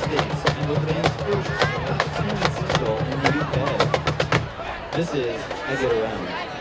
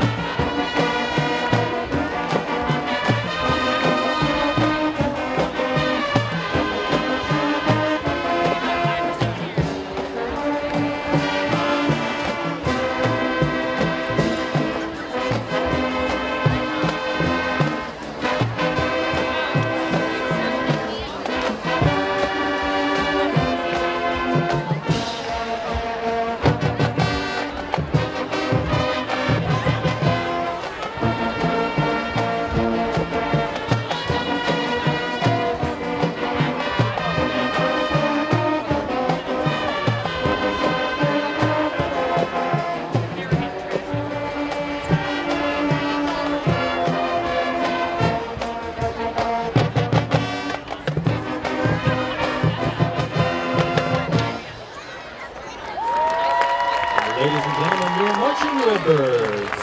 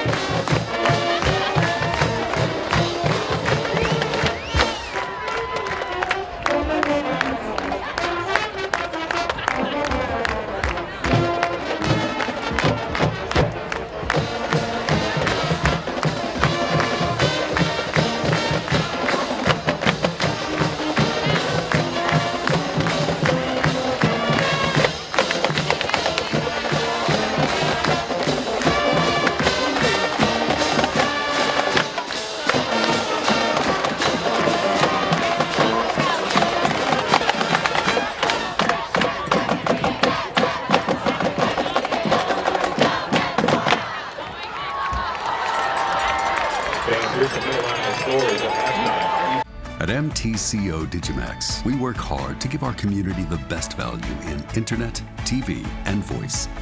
But the big network conglomerates we have to pay for TV content don't share our community values. Every year, they demand higher and higher fees and force us to pay for channels few people watch. We hope you'll understand we're doing our best to keep our costs down and your rates low. Visit tvonmyside.com to learn more about these unfair charges. And here we are with your first half stats, starting with the Dunlap Eagles. Connor Courier has had 8 carries for 78 yards and 1 touchdown. And Brian Jordan has had 10 carries for 32 yards. They've had a total of 18 carries for 110 yards and 1 touchdown, with an average of 6.1 yards per carry. On passing, Courier is 4 for 7 for 40 yards and 1 touchdown. On receiving, Nicholas Mangieri has had 2 receptions for 28 yards and 1 touchdown. Brett Renner has had 1 reception for 7 yards. And Derek Smith has had 1 reception for 5 yards. They've had a total of 150 yards of offense. They've had 4 rushing first downs and 1 passing for 5 first downs, and a total first half time of possession of 14 minutes and 7 seconds. Now for Metamora, Ross Hoover has had 1 carry for 1 yard. Dakota Dorr has had 4 carries for 86 yards and 2 touchdowns. Charlie Novotnik has had 5 carries for 13 yards and 1 touchdown. Brian Burke has had 12 carries for 147 yards and 1 touchdown. Adam Parr has had 1 carry for 5 yards. And Austin McVeigh has had 1 carry for 63 yards and 1 touchdown. And Chad Roth has had 1 carry for -1 yards. Had a total of 25 carries for 314 yards and 5 touchdowns, with an average of 12.6 yards per carry. On passing, Ross Hoover is 1 for 1 for 59 yards and 1 touchdown. And Brian Burke is 1 for 3 for 21 yards, for a total of 2 completions with 4 attempts, 80 yards. On receiving, Ben Fridays had 1 reception for 21 yards, and Dakota Durr has had 1 reception for 59 yards and 1 touchdown. Metamora has a total of 394 yards of offense. They've had 10 rushing first downs and 2 passing for 12 first downs, and a total first half time of possession of 9 minutes and 53 seconds. Your first half score, Metamora 41, Dunlap 16. Welcome back to Malone Field, where Metamora took a 41-16 lead into the halftime locker room. John, Metamora, offensively played a near perfect first half. Now they had a few hiccups on defense, but by and large, I think Pat's probably pretty happy with the defense so far. We've been able to hold them and shut them down, and they've made a few plays. They have enough good athletes to make those few plays. Yeah, we thought prior to the game, you and I talked, and this was about what we expected as a final score, not a halftime score. But when we thought, Dunlap might pop a couple long ones, shake somebody loose, and complete a pass here or there, that they would get those scores. That's where it came from. And Mangieri is a big physical receiver, 6'5", 250. Not a lot of people are going to win that physical matchup with him at the high school level if he's trying to get position on a ball. And good speed, knows what to do with it after he gets the ball. Offensively, just Metamora was a machine in the first half, nearly 400 yards of offense. We only saw the punt team on the field one time, and then Dunlap helped us out with a penalty and brought the offense back on. They picked it up and kept the drive going. So, as you said, not a lot to pick on there. No. Really, Dallas Garrison looked like he was shaken up a couple times, but he's fighting to get back on the field. Didn't want to miss out on the fun there. The numbers are spread around pretty well amongst the backs. Brian Burke, of course, at quarterback, 140-plus yards rushing in the first half.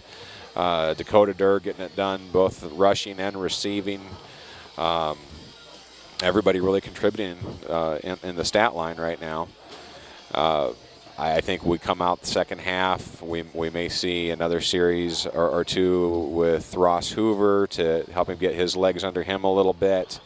Probably will look for the running clock before we see wholesale changes on the field. Yes. And a lot of the backups getting in who have played a lot the last couple weeks against East Peoria and Canton. So Coach Ryan will probably want to get that running clock taken care of first. We'll go down in the field now, talk to Steve. Have an injury update. Not really. I asked Doc Miles about Dakota Durr, and he said he basically took a helmet to the thigh. He said he worked a little Mr. Miyagi on that, and he's fine. Well, we've been lucky. They have Absolutely. Dunlap's a hard-hit team. They have taped up his shin. Shin or calf? Well, it looks like the shin, but he's been. We've been fortunate in this first half that we haven't had any serious injuries. It looked like Dallas Garrison was dinged. Looked kind of serious when he went down, but when he got back up, he came off the field, and then he was back on within a couple plays. Steve, Dallas Garrison, any report on him from the sideline? Nothing at all. Doesn't sound like anything really serious at all. So there again, we've been fortunate with the injury bug tonight.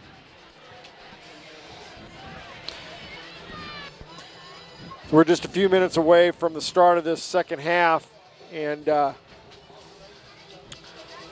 captains, Chucky Novotnik for Metamora, Nick Mangieri for Dunlap, just met at midfield with the officials. Dunlap did win the coin flip to start the game, deferred to the second half. Now Dunlap will be receiving to start the second half. I think, from where we were at the beginning of the year to where we are now with this offense, man, we're just really starting to click, aren't we? Yeah, we found our personality in week 2. you'd like to think you had it figured out a little bit going into week one, but we're starting to see people fill into their roles. Even as the coaches kind of get a rhythm in their play calling, the kids can anticipate a little bit, okay, I'm in on this set, I'm in this down and distance, getting a good feel for it, and everybody's clicking really well.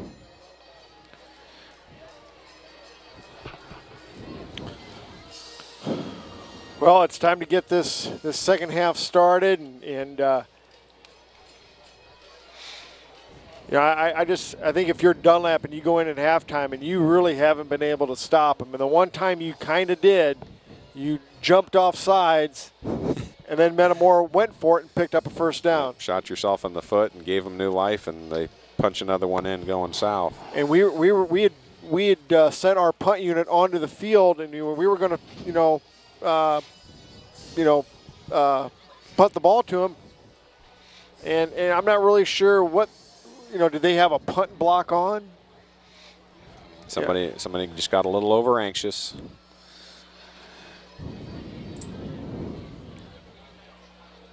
I will say this, Scott, Dunlap in the all-white jerseys, white over white. The quarterback Courier still is very clean. Would like to see that change a little bit and see the defense get to him a little bit more. So Metamora goes out onto the field.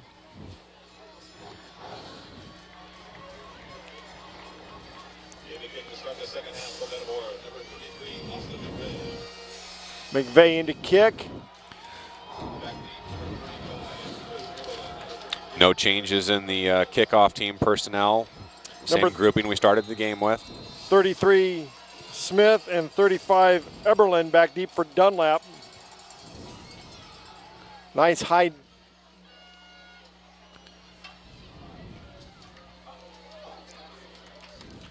Pretty good coverage by Metamora. Brent Lewandowski, Zach Melindy on the stop.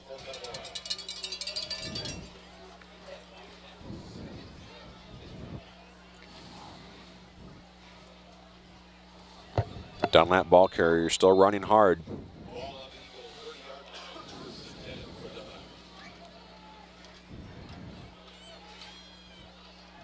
So here we go, Dunlap offense, trips right. Jordan in the backfield with Courier. Courier comes out throwing again.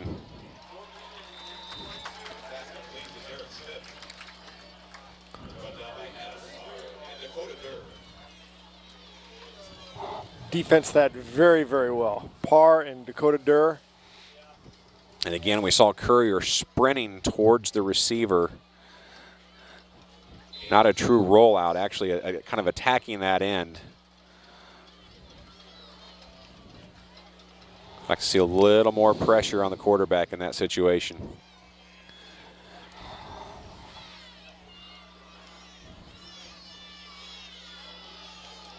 Gives to Jordan off the right side.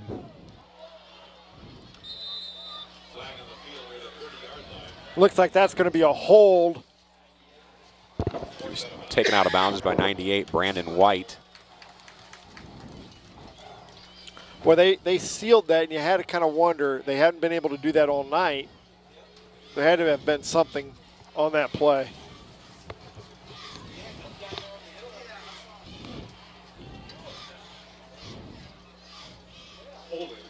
So this one's coming back.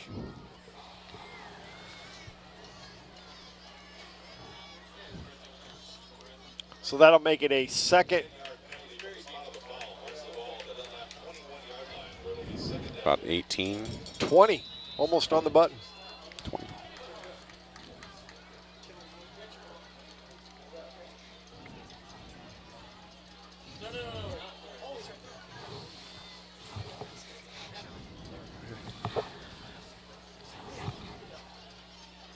So to bring up a 2nd and 20 for Dunlap. This is not really where Dunlap wants to be offensively.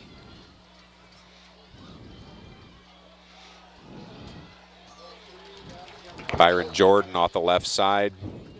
Gain of about 1. Nice job by Chase Scott.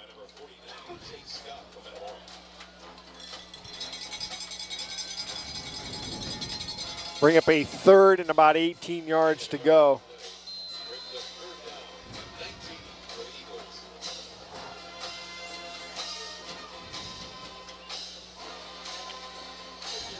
Are they going to go to Mangieri? He would have to probably be the guy you would expect that they would be going to.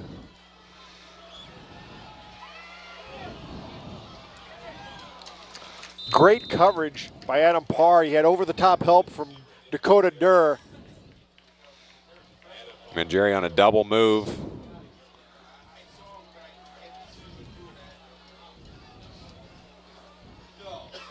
So the Metamora defense holds, brings on the punt unit for Dunlap, back deep for Metamora. Adam Parr by himself.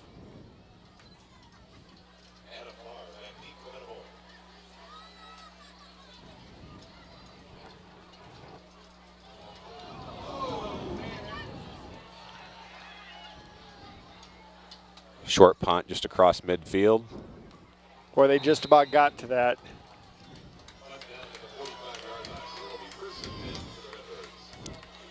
So solid field position for the Redbirds. First possession in the second half.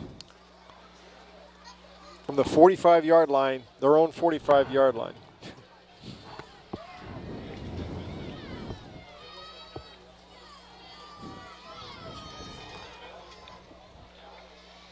Ross Hoover comes onto the field.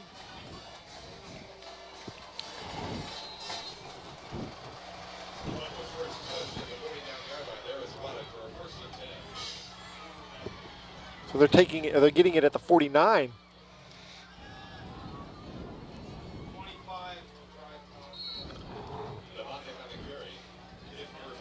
So there must have been a Dunlap touch. There must have been. On the punt to have downed the ball there. Short gain. Brings up a 2nd and 8. So Hoover and Novotnik in the backfield. Durr at wing. Jake Smith split out to the left.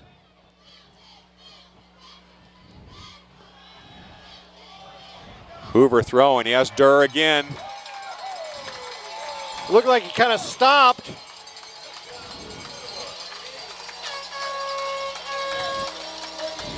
Wow. 48-yard touchdown pass. Ross Hoover to junior Dakota Durr. Well, he's done a little bit of everything tonight, hasn't he? He has. And Ross Hoover 2 for 2 throwing for over 100 yards and 2 scores. He's going to get his name in the paper tomorrow. In the Journal Star area passing leaders. Yes. That pushes it 48-16. Nice job by that offensive line once again to seal off the Dunlap defense and So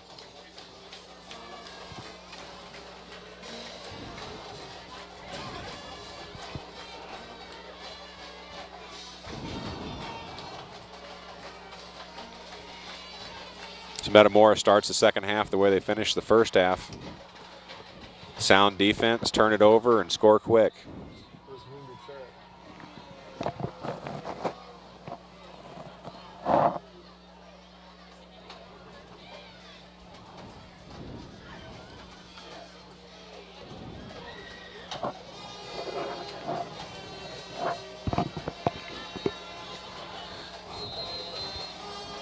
Austin McVeigh to kick off. Kicks straight away. down to the 5.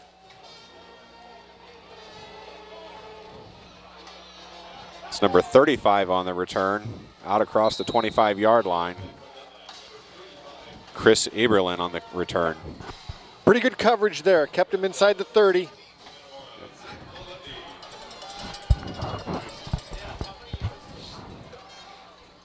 Zach Melendi in on the stop on the kickoff. Second kickoff in a row.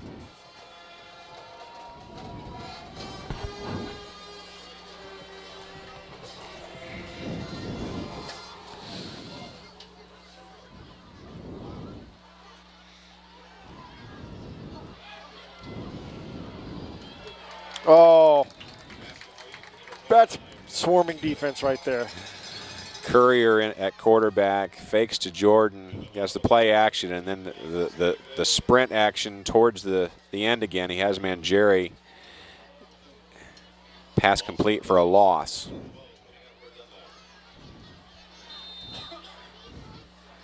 As soon as Mangieri had the ball, 3, 4, 5 red jerseys right on it.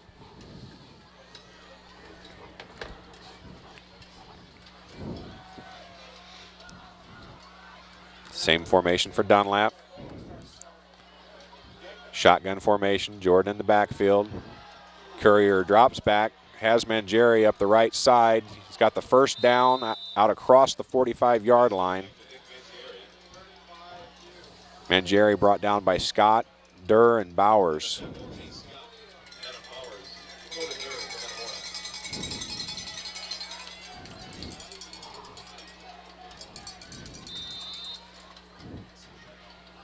So 1st and 10 for Dunlap, out about the 46.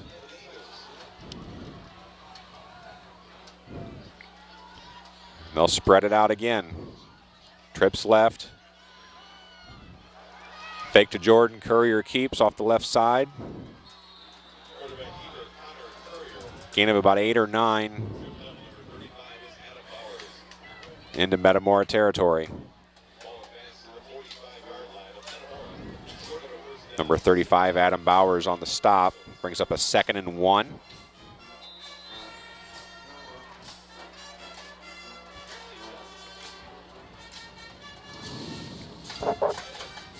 Boy, when he gets the corner, he turns it upfield in a hurry, doesn't he? Yep, he turns it over.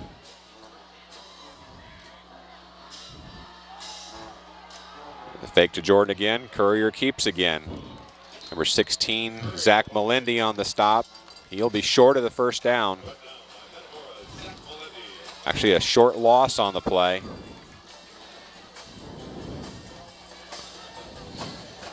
Third and 1. So the halftime score at Washington, 7-0, Pekin. A little bit of a shocker. Preseason, yes, but Pekin had a big win over Richwoods, and Washington is having the injuries really start to take their toll on that lineup.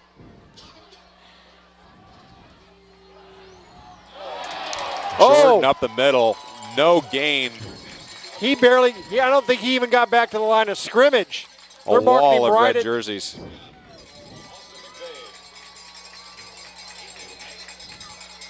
That'll bring up a 4th down.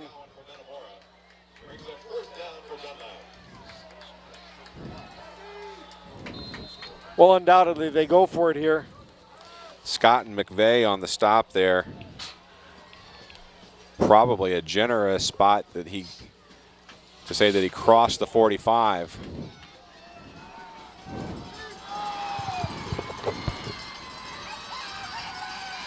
Shotgun formation again. Courier keeps. Oh, he was bottled up and he slipped loose, picks up the first down to the 41-yard line.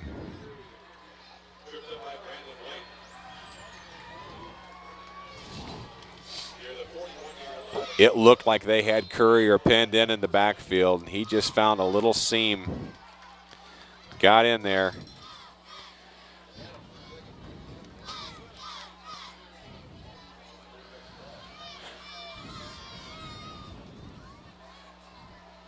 So they set the chains, 1st and 10, 41-yard line. They give us to Jordan off the right side.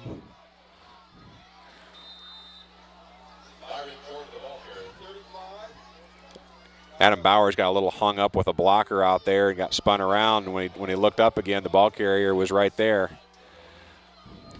He was the first one on the play. Andrew Christensen also on the stop. Starting to see the Dunlap players, though, kind of walking back to the huddle. They're not running back like they were earlier in the game. And, you know, the score and the fact that they've had a lot of guys go both ways, I think it's starting to make a toll on Dunlap. Jordan up the middle.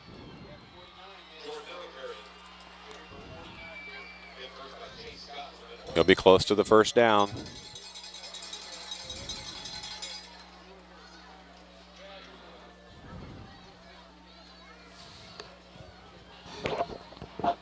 Brings up a 3rd and 1.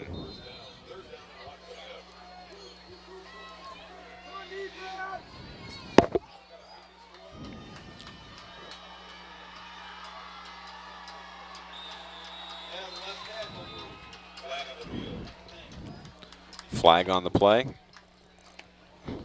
It looks like maybe one of their linemen might have jumped off sides.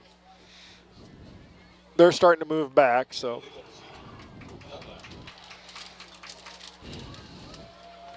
Well, Scott, you mentioned how they don't seem to quite have that pop in their step that they had earlier. They really don't change personnel much. It's Courier, it's Jordan, it's Mangieri. You might see a couple receivers rotate on that other side, but we've seen the same kids, you know, from the start of the game and now here in the middle of the 3rd quarter. Yeah, it's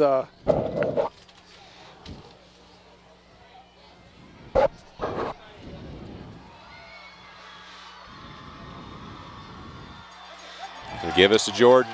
There's nothing there off the right side except for Zach Melendi and Andrew Christensen waiting to make the stop. Well, do they just set up camp in the Dunlap backfield? That makes it a 4th and 10.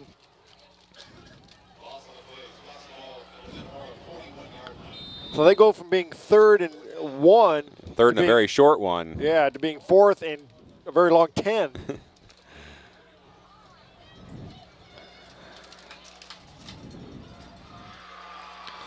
And Jerry back in the game on the right side. They're looking for Mangieri. It is complete to Mangieri just inside the 30. That will be a Dunlap 1st down. Boy, they just got him out of the game for one play, but when they needed him, he's right back there, and he's their go-to guy.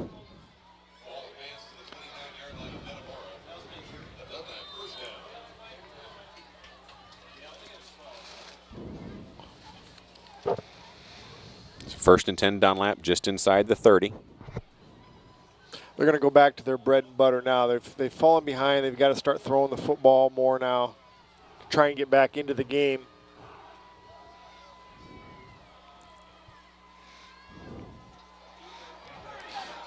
Fake to Jordan. Courier keeps. Tries to find something off the right side. Melendi, Scott, McVeigh on the stop.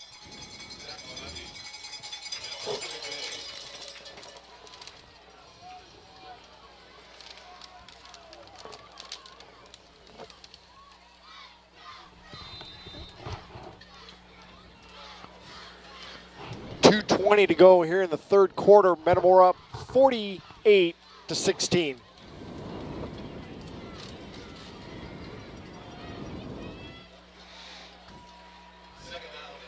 Now we see empty backfield, Jordan in the slot. The ball goes to Jordan. Oh, Chase Scott. Did you see the way he just broke down and mirrored him, and then he used the sideline as another defender? And then Jordan Cancino, number 3, filling a lane. Was that textbook on how to play that? Man. Coach Jared Grebner has to be very pleased.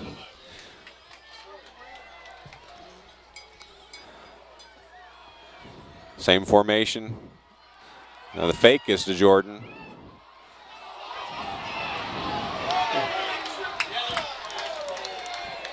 And the receiver, number 7, Max Finley, comes all the way across the formation. Makes the catch, turns upfield. That was a pretty obvious hold there, and you kind of wondered if the Metamora sideline kind of influenced that flag a little bit. Oh, I'm sure it was very vocal on that side. There were a lot of eyes on the play.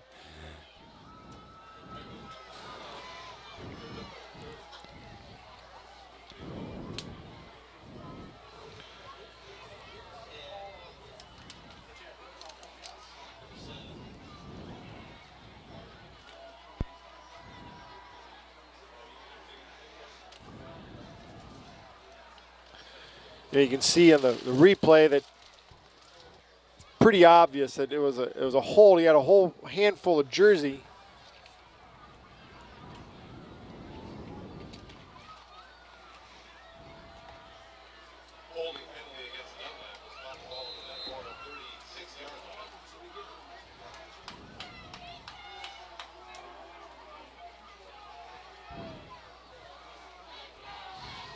So after the penalty, that brings up a 3rd and long.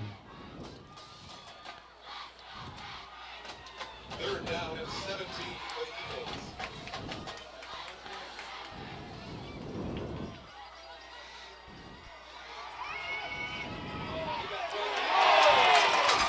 Courier Ryan back to pass. McGowan came. Wow, they got back there in a hurry, didn't they? That brings up a 4th and about half the field. Little different look out of Dunlap that time. They went trips to the short side of the field, and Courier was immediately looking to his left. He should have looked forward. Would have seen a big 62 coming at him.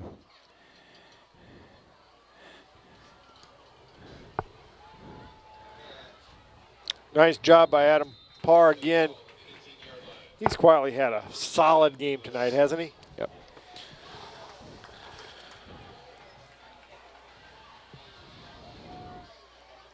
It's the big assignment he's been given defensively tonight to cover number 25.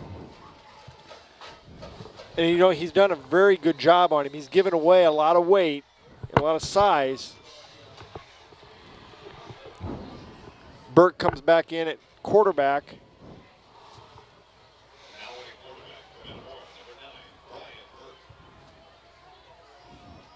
Senior Travis Aarons in at wingback on the right side. Aarons on the block, Durr on the carry.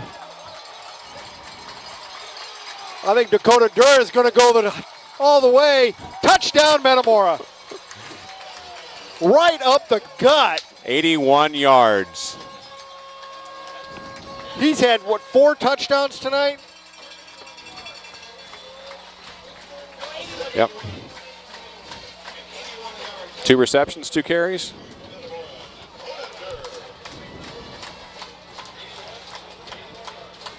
Boy, I'm sure glad he wears red and black, aren't you? That should put Metamora well over 500 yards of offense on the night as we end the 3rd quarter.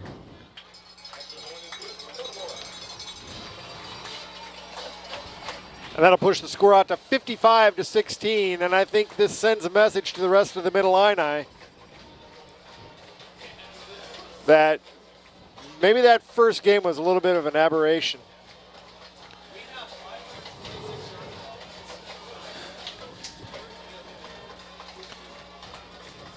Yeah, following the loss to Central Catholic, people thought, okay, Metamora is vulnerable. This is the year. So that puts us well over the 500-yard mark, like you just mentioned, for the night. And rushing-wise, well over the 400-yard mark.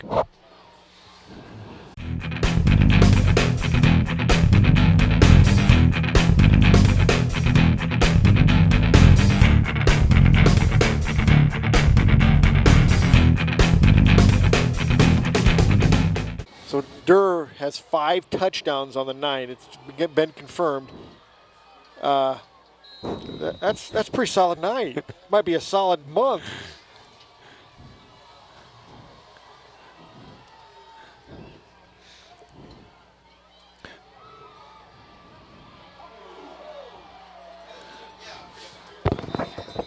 .24, Travis Aarons on the stop on the kickoff.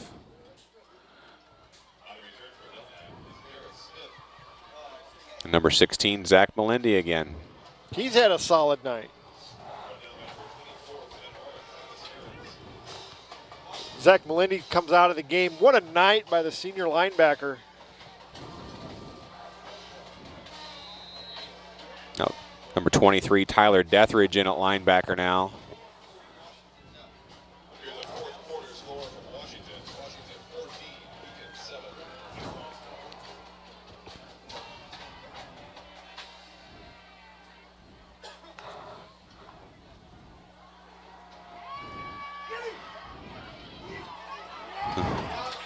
Curry under a lot of pressure in the backfield. Gets away from Ryan McGowan, gets away from Sam Ryan. But there's just too much pressure, and he went down. Getting a little leg weary, just couldn't make another move.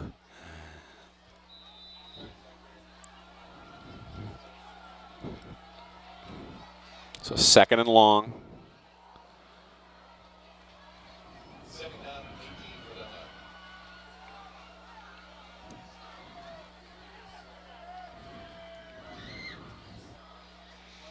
Fake to Jordan, Courier off the right side.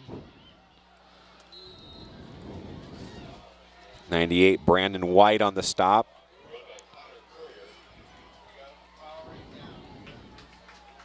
So that'll be nice night by Ryan McGowan as he comes off the field, replaced by 77, Ethan Hogue. Ryan McGowan, though, just a great night. You know, just one of those never quit, high motor guys. Got to have them. Yep. A big week for Ethan Hogue, the junior homecoming attendant.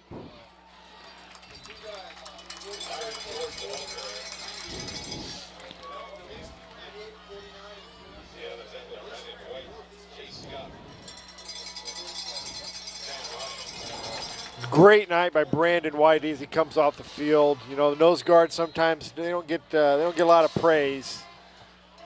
Don't always see all the dirty work they're doing in there in the trenches. Sam Ryan in there on that stop as well.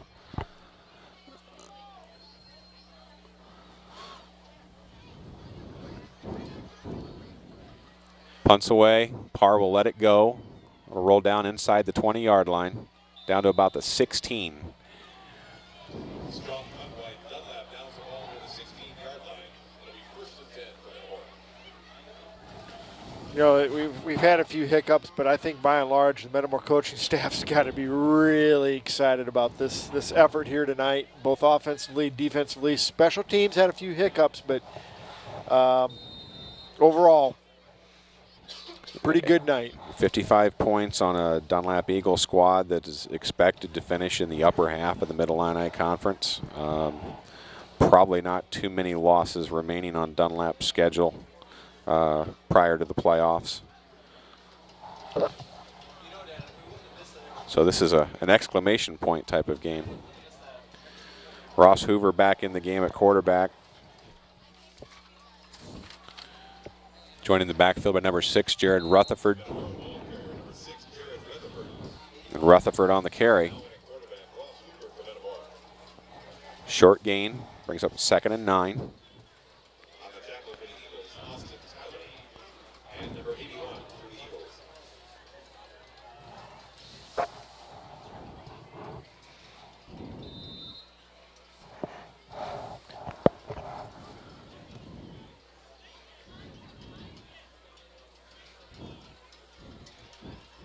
Grant Wood and Tony Bell check into the game.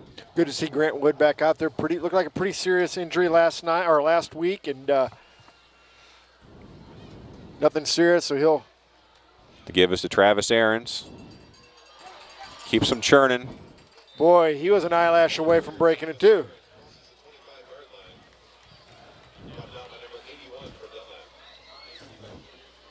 Nice run by the senior Travis Aarons. He picks up the 1st down out to the 26-yard line.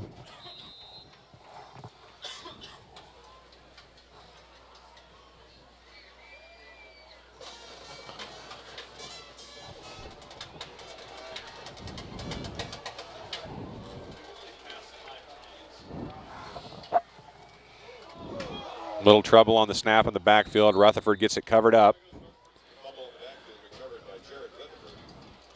So then a loss of about 7 yards in that play. So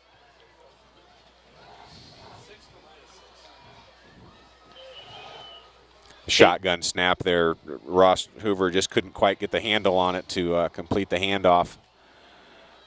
8 minutes to go here in the ball game. Metamora up 55-16.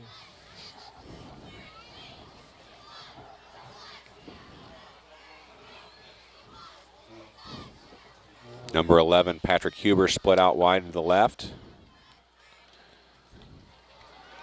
Hoover keeps. That'll bring up a 3rd and long for Metamora.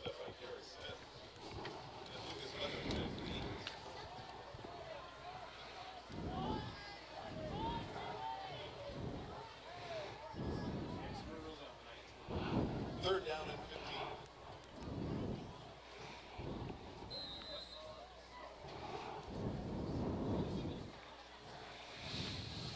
29, Colton Gregory into the game for Hubert.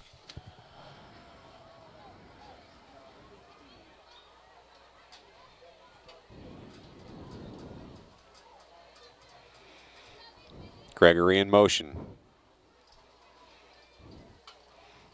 Give us a Travis Aarons off the right side. Not a lot there. You got to wonder when the Dunlap coaches are going to, say enough is enough and start bringing in some of their second teams if they ever do that.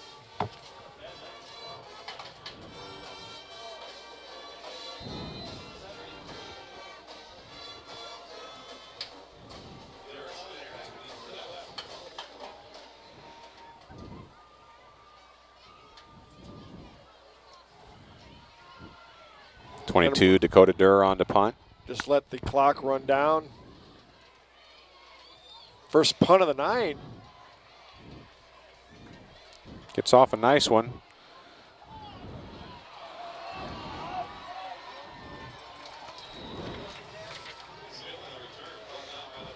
.33 Derek Smith for Dunlap. Nice return. Brings it back into Metamora territory. And Dakota Durr has to come up and make the stop. Dunlap ball, 1st and 10, 27-yard line. And I do see a few more white uniforms. A crisper white. Yes. I believe the Courier's still in at. No. Is it? Or is it No. 29? 29, Jacob McCown in at quarterback now. They go with the 20s as their quarterback numbers. Well, and that color combination will work for Doug Flutie. Yeah, it's probably true. A lot of the people listening to this game don't even know who Doug Flutie is, though. And Doug Flutie wore a nice Eagle helmet. Did they have the Eagle They emblem on it? had the good-looking Eagle helmet. Not a fan of the new Dunlap Eagle helmet.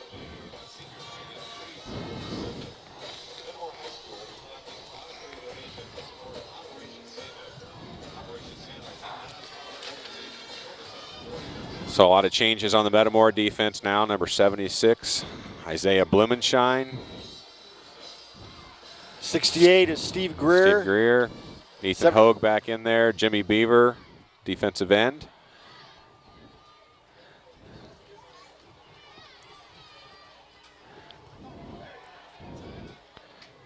Number 10, Andrew Dixon then at safety now.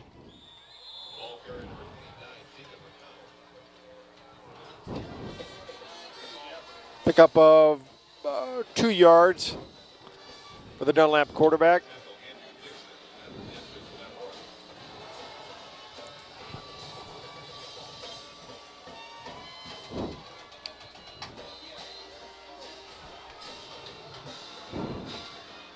'88 Wes Goforth in at linebacker.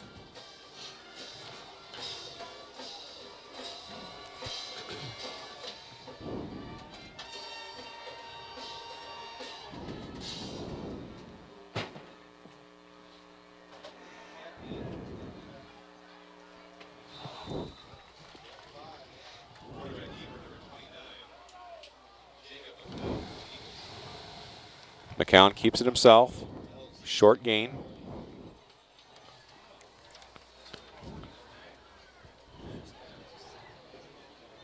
'85 Tony Bell in at corner on the far side. It'll bring up a 3rd and 5 for Dunlap from the Metamora 23-yard line.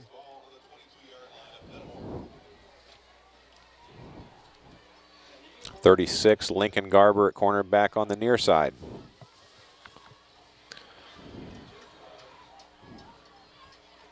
Sean Thill, number 42, in the defensive backfield. The snap is over the quarterback's head. McCown back to cover it up at about the 45-yard line.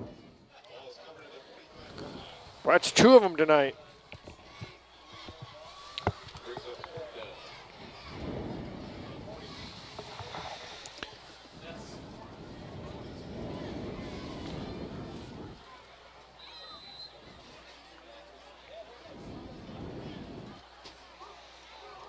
So the Dunlap punt team on.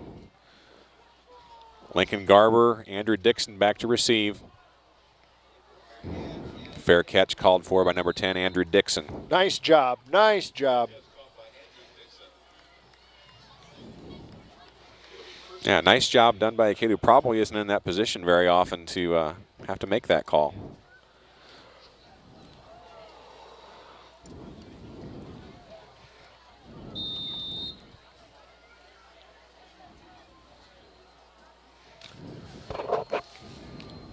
So with 3:50 to go, Metamora will have the ball 1st and 10 from their own 19-yard line, clinging to a 55-16 lead. Dixon back on with the offense at quarterback now. Travis Aarons at fullback. The give is to Aarons. Nice hard run by 24, Travis Aarons, and he'll have a Metamora 1st down, at least from where they're spotting it.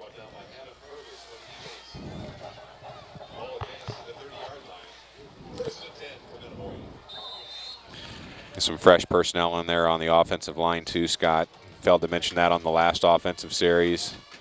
Blumenshine and Breitbarth in at the tackles.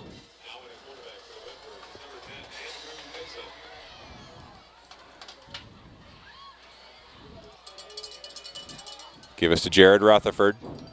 He has the 1st down.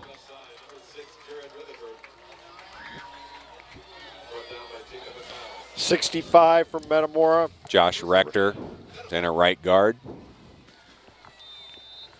These guys are doing a pretty nice job up front, opening up some nice holes for these backs. Brandon Balk in at center.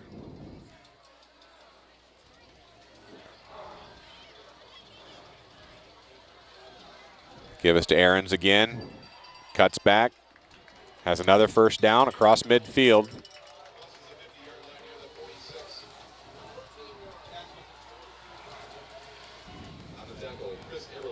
Could we be going for 600 yards of offense tonight? We've got to be getting awfully close to that.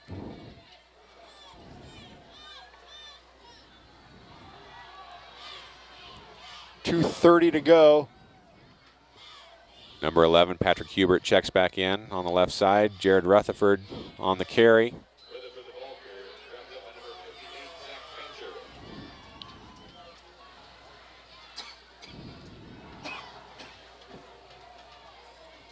So Kurt Ryan will take the sophomores over to Dunlap Monday night, get a chance to play on the new synthetic turf.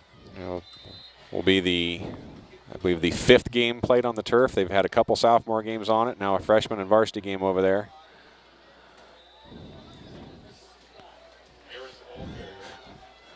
Not positive reviews on the turf from the folks from Washington, at least for the number of injuries they had over there last week.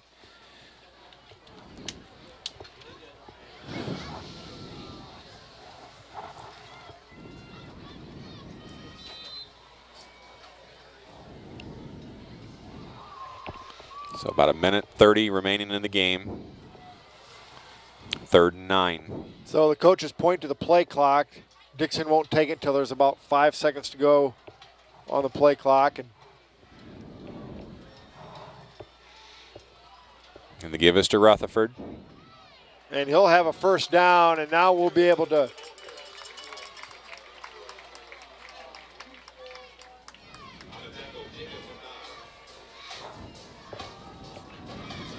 first down, Metamora.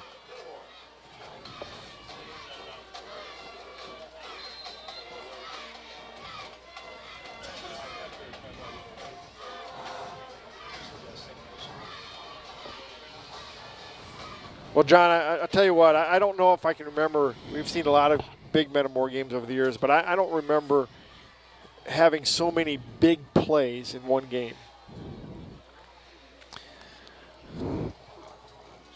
Not for a long time. You know, just going back through the memory banks, I guess the one that pops out to me is probably going back to Jared Grebner as a quarterback over at Washington, where we scored like on 4 of the first 6 offensive snaps of the game. It may well have been, yeah. Big night by the Metamora offense. We'll be able to talk to a very happy head coach, Pat Ryan. And as Metamora gets ready to shake hands, there's just about 4 seconds to go in the game. I think this sent a message to the rest of the conference, the Washingtons and the Mortons and the Peakins, that you better bring your A game. But so Metamora will escape with a 55-16 win. Very, very impressive. We only have one more home game for the playoffs. Wow, hadn't looked at it that way. Next week we'll be traveling to Pekin. This Dunlap series, this is the 20th win in the series. The all-time record now is 20-2. The last Metamora loss to Dunlap, 1956. So it's safe to say we've had their number for a while. Next week, Pekin. Last loss to Pekin, 1983. Yes, the year after I graduated. So we'll take a time out now, commercial break, and when we come back, we'll have the end of the game stats and an interview with head coach Pat Ryan.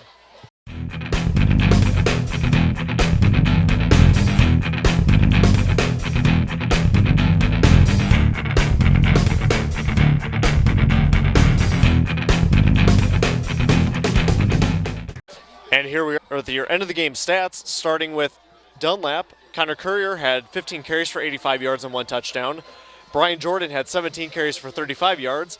And Jacob McCown had 3 carries for negative 18 yards, for a total of 35 carries for 102 yards and 1 touchdown, with an average of 2.9 yards per carry.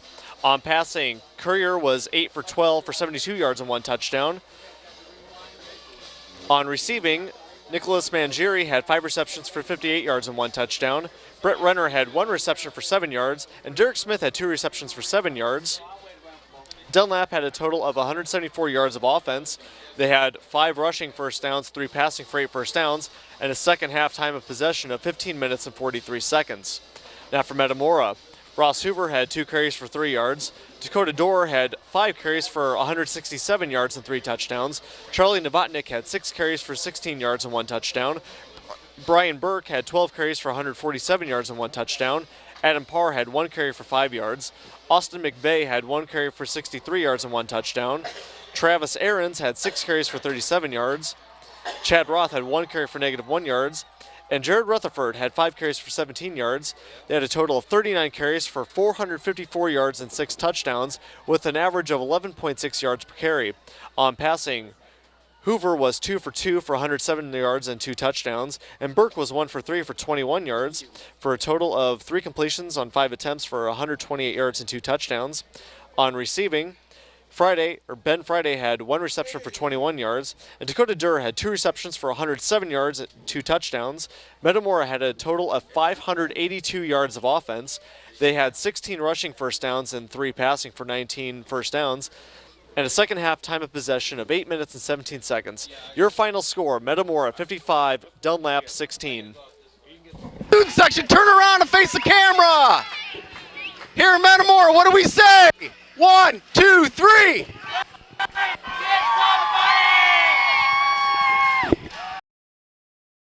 Welcome back to Malone Field. We're here with head coach Pat Ryan. Coach, we'll start with the offense. Wow, that was a pretty good showing tonight. We needed it. We got good field position early in the ball game. We're able to capitalize because, you know, momentum's such a big factor, and the fact that we had such good field position to get up to really helped because obviously they have big play potential. I thought, you know, you can name a lot of the players on the team, but I thought Dakota Durr and Brian Burke were just outstanding tonight.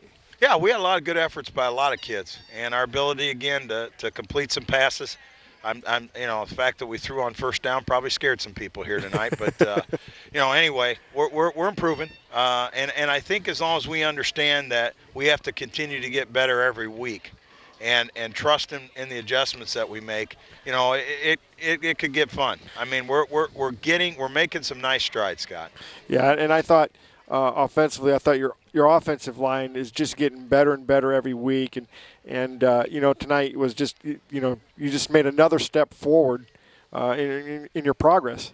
Well, we have to. We talked about it before. We talked about it all week. It's week 5 now, and that's how fast the month goes. Another month, and we'll have 9 in the book. So it's really, really important that we continue to improve. And as long as they'll buy it, and I think they will. I think they understand what we got to do. And it's going to take every effort from every guy. There's no one guy going to carry this football team. It's got to be collected by the whole bunch of them. I thought tonight it looked like Dunlap was trying to take away Novotnik, and they kind of left the door open for Burke. It left the door open for Dakota, but team player, he was still out there carrying out those fakes, and in a lot of cases, especially the double handoffs.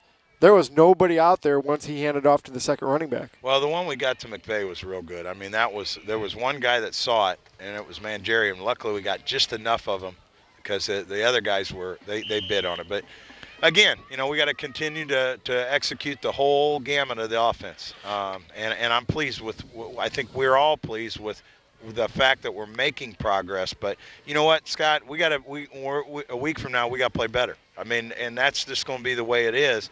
We got to find a way to continue to keep improving. And that's a tremendous challenge to kids because after a big win like tonight, it's easy to say, okay, we got everything figured out. I guarantee you we don't. As coaches, we got to continue to figure things out. As players, we have to continue to get things figured out. And if we'll continue to do that, like I said, it makes it fun. And they start to realize that, hey, this thing can come together.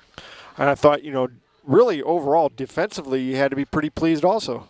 Yeah, we had some breakdowns, and they were formation-wise moving some guys around. But overall, I thought we handled the running game pretty good. They popped a couple, but they got some athletes. And when they spread the field like they do to completely keep them from it, that's hard to do. The other thing is, kickoff coverage, I think we finally found somebody that was interested in returning it. Yeah.